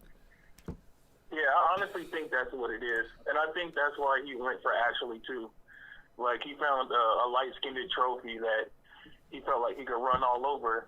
But Ashley is soon letting him know that I'm smart, too. I know it's up. I can run a business, too. So he's kind of falling back a little bit. Alrighty. I get what you're saying. Ashley's gonna be a rich lady, single on the show like Portia. She's gonna have all Mike's money. She's gonna be walking around with fur, diamonds, and talking ish when she separates from Mike and get all that money. Is there anything else you would like to add? Yeah. Again with this Monique thing, I wish Monique would have never became friends with the Green Eyed Bandits. I feel like they set this whole thing up for her to look stupid and get her off the show. Exactly. And as soon as she played that card or did what they wanted them to do, they start talking about, we black women, we shouldn't be fighting. Nobody was even saying that kind of stuff until Giselle and Robin started saying it. Like, I know white people watch this show, and that wasn't even a thing that came up. Like, and I wish black people didn't join that bandwagon either behind her, because them getting into that little fight at that barn has nothing to do with the problems that are going on with black people in America. Exactly. That's why I said I don't rock with Wendy, because she doesn't want, Monique around because she can't sit at the table because she's fighting for these type of black people. These type of black people. Well, if you fight for anybody, people have been in altercations before. And so she tried to manipulate Monique and basically say hood people she's not fighting for. She's fighting for people like her, Robin and Giselle, and she wants to sit at the table. And as soon as she said that, she was shit on my list. Yeah. I feel as if they try to make that such a big deal. It is a big deal, black on black crime. But in any society that you go to, whether you're Latino, black, Caucasian, Asian, 9 times out of 10, if somebody does something to you, it's going to be a person of your peers. You're more likely to be victimized by people you hang out with. And by the people that you live in the same neighborhood with. By the people you live in the same neighborhood with, people you go to church with, people in your family. Yep. If you look at the statistics on across the board, Latino crime, white to white, black people are not, it's not so to where black people are so far ahead between, color on color crimes. That statistic is just not, the way that people portray it is just not what it is in real life. Facts. I got you. I wanted to throw that out there too. We just not around here just black people killing each other. White people come home and kill their wives and kids all the time. Okay, don't go too far. Don't go too far. But know what I mean? Black on black I'm crime saying you is can't go different than too white on far white because crime. of the algorithm. When you say certain words, it kicks them off. When you say the M word, the K word, that stuff tricks. Oh, I'm sorry. That gets the algorithm to go. To like, oh, you use these words. Before I get you in trouble. My bad. It's not. I won't get in Regina, trouble. They'll just demonetize the video. We've been on here for an hour and 42 minutes. Right. That'd be a waste. No, it's never a waste because I love, talking to my peoples and chilling with my peoples and hearing what they have to say. The joy and the laughter I get from reading everybody's comments, that brings more joy to me than anything. I want them dollars, baby, now. But all right. It was nice talking to you, and have a good rest of your morning. You too as well, and bless you, babe. Boys in the building. Much love to you, and thank you for your call. I appreciate it, and thank you for the last time you came on with the super chat. I did appreciate that, and thank you so much for your support and your donation. Hey, if I'm going to listen to all this tea and be a part of your broadcast, I got to support. Oh, see, that's what I'm saying. Babe boy. Thank you so much. Bay Area in the building, baby. All right. Peace. He's so sweet. Okay, please tell me your name and where you're calling from. Please turn me down in the background. George is in the building. Tell me your name and where you're calling from and what's your thoughts, baby. My name is Lornetta Rogers, and I'm calling from Columbus, Georgia. How you doing? And I'm doing okay. I beat the cancer. So Amen. I'm doing good. Amen. But I ain't gonna hold you up long. I got a few questions I just want to throw out there. You made my day. I was laughing. I was falling out the bed. I had to run to the bathroom because I was laughing my head. You read up from the front to the back to the side, all across the land. Oh my God. You read them. And this what I want to ask you. Why won't nobody come for Robin? Look at her. And I'm going to tell you why they want Monique. This is just my opinion. Go ahead. They going for all the rich people. Karen got money. Monique got money. And Ashley, you can't know which way she going to swing. She going to swing with you this week and swing with you the next week. You can't go with Ashley. and then Rob and Giselle, let me tell you something. She's been jealous of Monique from day one. If you go way back, she didn't like Monique from day one. Remember, she was questioning about the houses and this and that. She's been jealous because that's the life she wants. Facts. So that's why they jealous. They want Monique off. What Monique really did but pull that girl weed. She pulled the weed, but she asked for it. And then why is they trying to make her be like she's so innocent, but she's not? And then you see the episode. She's screaming and hollering at Karen. That's not going to help her none because what they don't understand is they'll be going off the show for Karen would. Amen. And Wendy, oh my God, I just can't stand her. I really can't, and I can't stand her.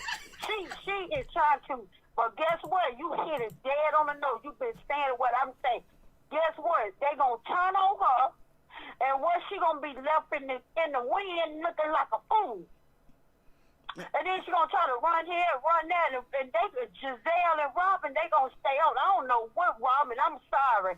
I like Robin, but I don't know why she on this show. She don't give nothing. And the clothes she wears, Giselle, look how they dress. What the world? And they always putting people down. But this one thing I'm gonna say, then I'm gonna get off the phone. You didn't. This what I was shocked that you didn't report. Did you hear Michael and Robin old man talking? No, what they say? He said he wanted to throw him a bachelor party, just him and him and Robin old man and no camera. Oh yeah, I did say that. What happened was Michael said that he wanted to throw Juan a bachelor party, and then Juan said just me and you, and then Michael said with no cameras and Vegas. Thank you. And then he got this cut. He said, I didn't think it. He said, but I didn't have no choice. You got to go listen to it one day conversation. And then when his wife came over there, you see how crazy he got? And they walked away when Ashley came over there and went to the bar. You seen that? Yep. When Ashley came, Michael acted like he was doing something guilty, and he walked away from her. Because when he drinks, his true colors come out. Ashley dealing with some shit with Michael. She's dealing with some shit with Michael. Ooh. Listen, I think, he rich, right? Ashley's husband rich. Yeah. And then, what's his name? He needs money.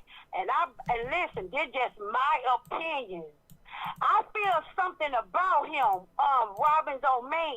And Michael, right? And then Michael, listen, yes, Michael, y'all think Michael be saying stuff. Michael was trying to, he was like, oh, ain't no way he gonna, because I got something on him. So then, what's her name? Giselle, she's saying it out loud, but she don't know. He probably go that way himself. He undercover. That's why he couldn't really commit to Robin all these years. He don't want no Robin. You can tell. It's like, listen, Robin gave him, it's just like he said, like, we're not going to keep on living this. We're not going to get married and stuff. Because you remember at first he said everything good and he content with everything. Then Robin said, oh, no, we're not going to keep on living like this, not being married. So he did say, people are saying the same thing. They're saying that, so Michael did say he had something on Juan. Is it the conversation? Is that why Ashley got on Watch What Happens Live and said that Michael said, I don't know why, Juan will propose to, Robin if he should have proposed to her a long time ago. It don't make no sense. Are they trying to clean it up? What is going on with Michael and Juan? Listen, Robin forced Juan to propose to her. If you go back and look at that video, remember she said, we're not going to keep on living. We're going to get married. And he was like, everything good the way it is. And Robin said, no, it ain't. See, Juan ain't got nobody. He lose Robin. And he know he can run over Robin, do anything to her. And I believe him and Michael got something going on, because don't that seem strange to you? He was like, no cameras, no cameras, just me and you. What the world? What the world? That's all I'm saying. I ain't gonna hold you up, sister. That was just my little beef. Okay, thank you.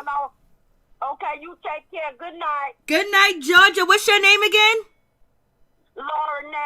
Laurinetta. Thank you so much, baby girl. Thank you. Thank you. And you just keep on, because you is funny and you can read, baby. Keep on reading. Okay. Good night, baby. Good night. So, if there's not any more phone calls, we're going to call it a night, because I got to get to, Real Housewives of Atlanta. Maybe we can go live on Real Housewives of Atlanta on Monday, but I would do short videos on Real Housewives of Atlanta. I don't know, because I got real chance of love to cover New York. So, we'll go live and talk about the situation. We're going to definitely talk about Kenya Moore's relationship with Mark Daly and where she stands at, and, basically divorce, separation papers. He's not being there. Cynthia and Candy Burris co-signing, Kenya Moore. They both basically saying she needs to leave him. And I know we talked about Candace Burris' situation with her baby father, her first one. But I think it was pretty deep, because Candy does have money, but there's a lot of children, and, Riley's position that their mother don't have money. So I think, I kind of think that was good. I did like that. And then Cynthia Bailey kept showing her breasts. Like, Cynthia Bailey, like, why are you showing your breasts to the women? Was you out there at your party getting in the situation? I don't blame Robin's man. Keep eating for free. Oh, Keisha. Y'all are a mess. This episode was off the chain. Thank you guys so much. I appreciate y'all coming through. I appreciate each and every one of you guys. Have a blessed, joyful night. I'm going to see if I could go do Real Housewives of Atlanta live, maybe tomorrow, but I'll do some cut up videos. We'll see what happens. But thank you guys so much, because it's 2:06 in the morning. And I joy each and every. Wendy is so fake. A.O., you ain't never lied, baby. She kept saying Wendy kept saying Karen's fake. She's fake. You're trying to make a grown woman pick. Like, that ain't right. But thank you guys so much. We got into it. And thank to all the callers. I appreciate you guys calling. I appreciate it. Thick Girl 40, it's good to see you. And thank you for that heartfelt message that you put out there to everyone, to help everyone on the video I did about Wendy Williams. I'm sorry for your loss. I'm sorry for what you went through. And you know what? I just know that I commend you for being a strong woman and keep going through the situation. Much love to you. We got one more call. We'll make this one fast. Okay. Okay, please tell me your name and where you're calling from. It's Miss T from New Orleans. Hey, Miss T, how you doing? Hey, Dave, thank you for the super chat. I appreciate it. What is your thoughts on the situation, Miss T? Miss T only calls in when shit is hot and fire. Go, Miss T. Tell me what you think, because I know she's thinking something. Yeah, I'm thinking quite a few things. First thing I'm thinking is I'm glad that we all had made it through this season, because it felt like we had to fight to get through it. Amen. So kudos to us for making it through that fight. Second thing, I don't know. I got the impression like Robin kind of knew this was going to happen. I don't know. Felt kind of staged to me. Facts. It felt just a little staged, like, oh, what are you coming up here for? I'm so confused. You right, girl. But like, what cares that she don't get many moments? So get your moment, girl. You right. But the main thing was, tell me if I'm wrong, but I feel like Candace's true colors, well, we already know what they are, but I feel like she showed her slip. Did she not have the same exact rhetoric and talking shit to Ashley that started her whole fight with Monique? Didn't she say, what you gonna do? What you gonna do? You gonna do something? Well, come hit me. What you wanna do? Yep. What do you wanna do? She said that to Michael Darby, I believe. And that's the same kind of thing that started the last fight. Facts. Right? Facts. So how are you, someone who is so traumatized, all of a sudden what? You just snapped out of your trauma? You pulled that, Miss T. Facts. You so traumatized, you got anxiety, you're writing notes on the wall because you can't deal with it, but yet you're threatening the same thing and trying to get into the same thing with Ashley and her husband. Facts. Go ahead, girl. Exactly. And of course, this time you've got security, so girl, do you, I guess. Get it in, yeah. What you gonna do? What you wanna do? Oh, it's a man this time, but it's all good because we got security. So yeah, what you gonna do? You want something? You wanna win? Really? But your man, no matter what, still overreacted and put his hands on another man. That was unnecessary. He turned around and he could have handled it 100 different ways. He was just ready. I wish Michael wouldn't drink like he said he wasn't, but he was sticking his foot in his mouth from the moment they walked in the door. Yes, he was. He said, I'm just drinking beer. Shit. He got that shot and it was on. It was popping. On and popping. He came at Giselle first. Yup, it's on and popping. And then he had a little comment with this and about, held her to the fire right quick. They tried to shuck and jive out of that. Oh, you need a drink. No, you need to answer the question. Because even he can see that this is bullshit. He needs to answer the question. Oh, you don't want to answer it? Okay, cool. So he had already came in, and they threw a little shade to Ashley. That was a cute little setup, how she pulled him like he was really going to tell Giselle something that he wouldn't even tell you. You're right, girl.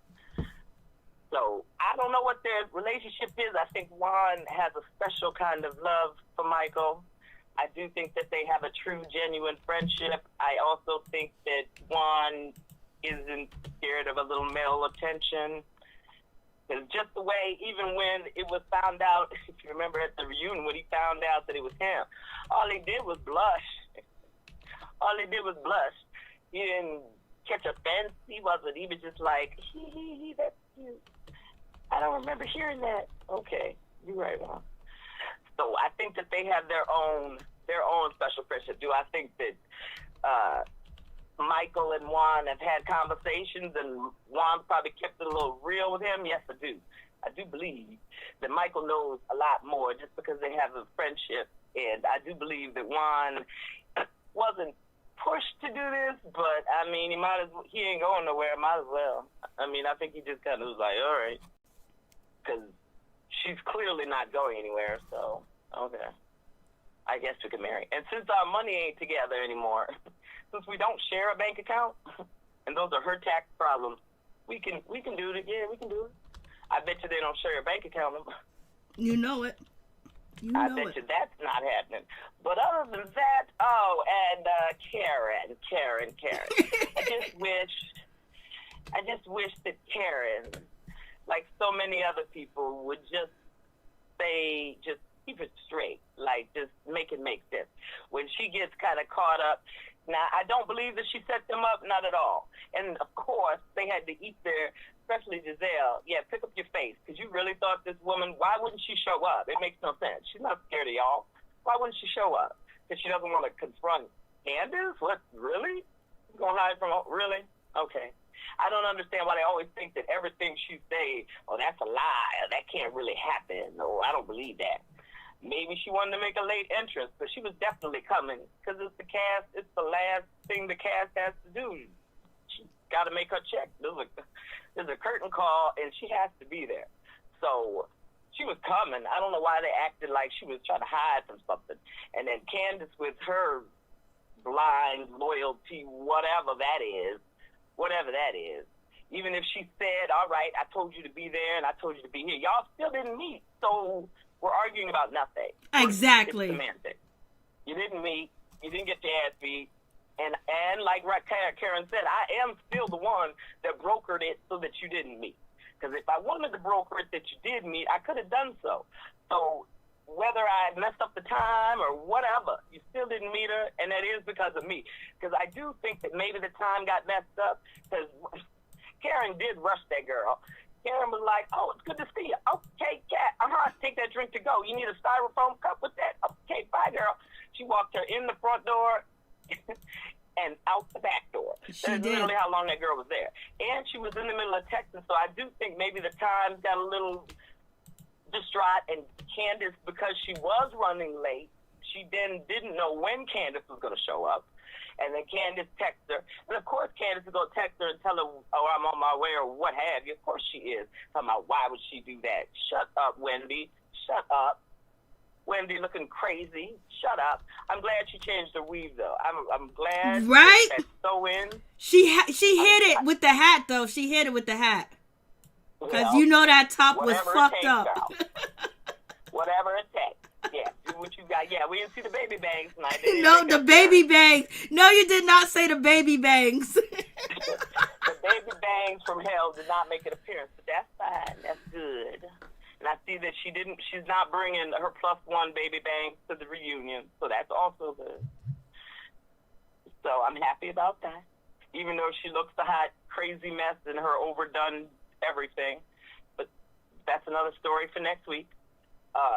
But I just think that, they always trying to make it seem, where everybody deal with what they need to deal with. And Ashley ain't taking no shit. I don't know why y'all think Ashley is a wildflower, because she's not. Nope. And she knows exactly who Michael is and exactly what they got going on. And she got him together and left by herself. He was still on the phone, boo. I don't know what he was doing. I don't know what he was doing, but she said, bye, I'll see you at home. And I'm going to the left. Because I don't even know what that was. Clearly, when Michael drinks, it's not a good thing. That's why I wish he really would have stuck to those Coronas. Because as soon as he did that shot, that's when it all went to shit. Because you already know that you and that man don't really get along. That's when it all went to shit. But Karen is not scared of anybody. I did think it got a little colluded, but at the same time, who cares? It doesn't matter. We're still talking about this. And them and drinking the Kool-Aid, like, you're the only one drinking Kool-Aid if you can't own up to some of this shit. Like, I can't. But she did have one last tissue. I swear she need somebody call Kleenex, because that girl needs an endorsement. If the other girl can get an endorsement from Degrees deodorant, she needs one from tissue. Cotton tissue needs to call her. Kleenex needs to call her. Somebody. Because she does the hell out of a tissue. She does it really well. So good at it. It's so sad. I'm so hurt that I'm going to go online and say some crazy shit. Mm-hmm. Yeah. Okay, girl. So that's it. Nothing else. We could say the rest, but they'll put their foot in the mouth for the rest. I think that's it. Oh, I did enjoy seeing Wendy looking semi-decent, so I will say that. Okay, one question. Do you think that Robin was shading Candace when she kept saying open bar free drinks because Candace, anniversary party? That was a little dig. I thought that was shade. Yeah, that was a little dig. Like, it's pretty. Because, when she said it to her face, that was a little dig. But she's so oblivious. She didn't even catch it. It kind of flew by because she was ready to fight and get her sip on. She was enjoying that free bar so much that, plus, she ain't gonna, you can rag on me, girl. You've been playing with me all season. I can take one more hit. That's fine. It's okay coming from them. Girl. You funny, girl. Just like your singing. What she needed to do was have a mic check.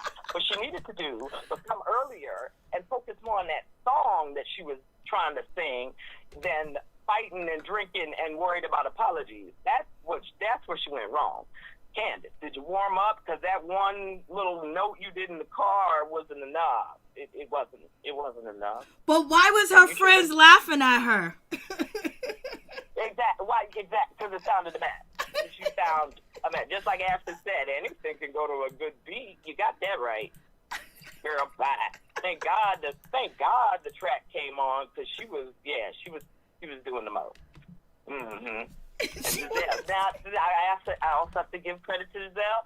Her outfit finally looked like something that is actually an outfit. It didn't affect Clash to itself. She looked nice at the party. I had to give to Giselle for that. That's the one thing. Too bad her boyfriend couldn't be there. And you see the girls again. The girls are like, no, we're not. Not really. Y'all enjoying this? You glad your daddy? No, not really. It was a mess. We're good. Pass the tinsel. Mm-hmm. You're right, Mama. It was a mess. Matter of fact, go sit down. Because, you're driving us. Again, with this daddy and this foolishness. Okay, you're right, Mama. So, that's it. Ain't got no more. Thank you so much. Louisiana's in the building. New Orleans is in the building, baby. Thank you so much. Worries.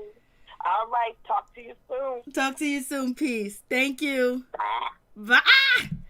Thank you guys so much. I appreciate you guys coming through. You guys have a blessed and wonderful morning. And I hope you enjoyed the review. I hope you enjoyed the conversation in the chat. I hope you enjoyed the phone calls because I enjoyed each and every one of the phone calls that came through. Y'all killed it as usual. Y'all put a smile on my face as usual. And I hope I put a smile on y'all face. And I hope you guys put a smile on each other's face as you roast in the comments. Lord have mercy.